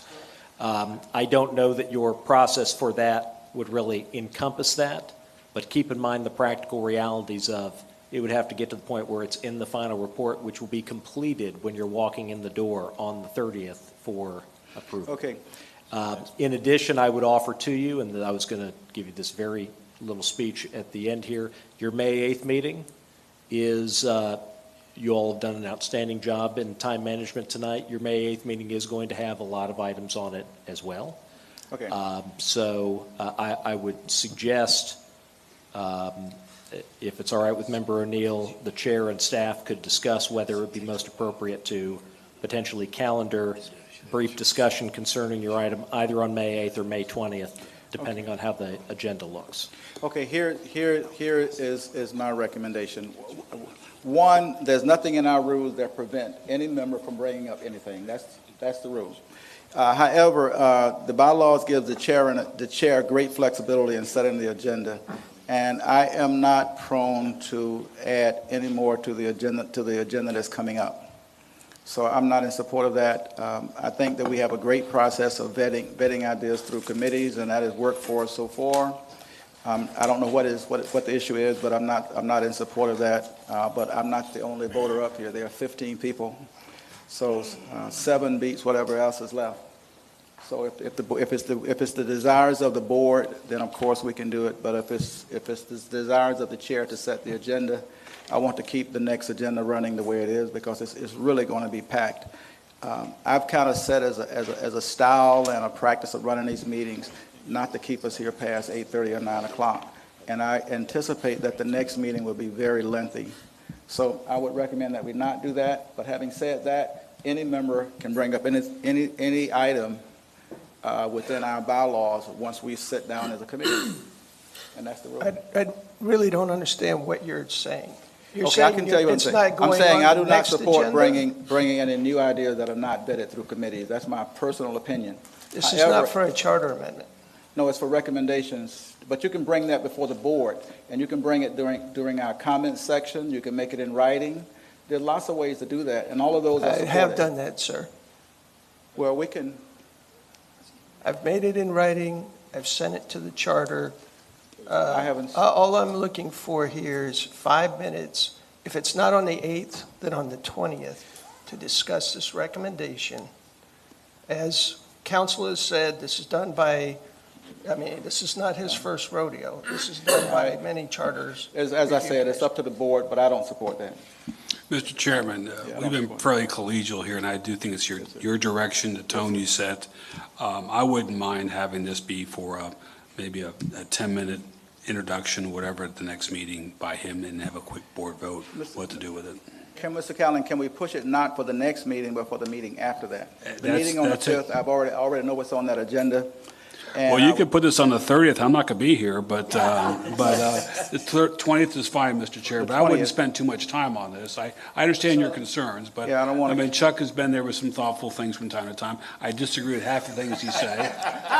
But I'm going to strongly recommend that we not do it on the 5th. You're the chair. On the 8th. The 20th is fine, Mr. Chair. And if, I don't know how many of you have seen the agenda for the 8th, but it's a beast. It's the beast, I'm gonna bring double snacks. yes. And so How many votes you got? 20. if I could make a recommendation to the board, my recommendation would be that we open a discussion up for any board member that has a recommendation like to make for this charter review committee or for the next 4 years. So I think that we don't open it up just for Mr. O'Neill, but we set aside a specific agenda time for members to bring up concerns that they may have, either with this process or with the process in the future. I think that's the most democratic way to do it. And then we can agenda that item at an appropriate time and allow an appropriate time for for members to discuss it. That would be my taste on this. And we'll follow your lead on that. Yes, sir, and then give me a chance to work with staff and decide what agenda it is. And then Mr. O'Neill or anyone else that has any issues to bring up can do that. Yes, Motion to adjourn? Member Wayne first, please. I make a motion that we adjourn. Second. Yeah.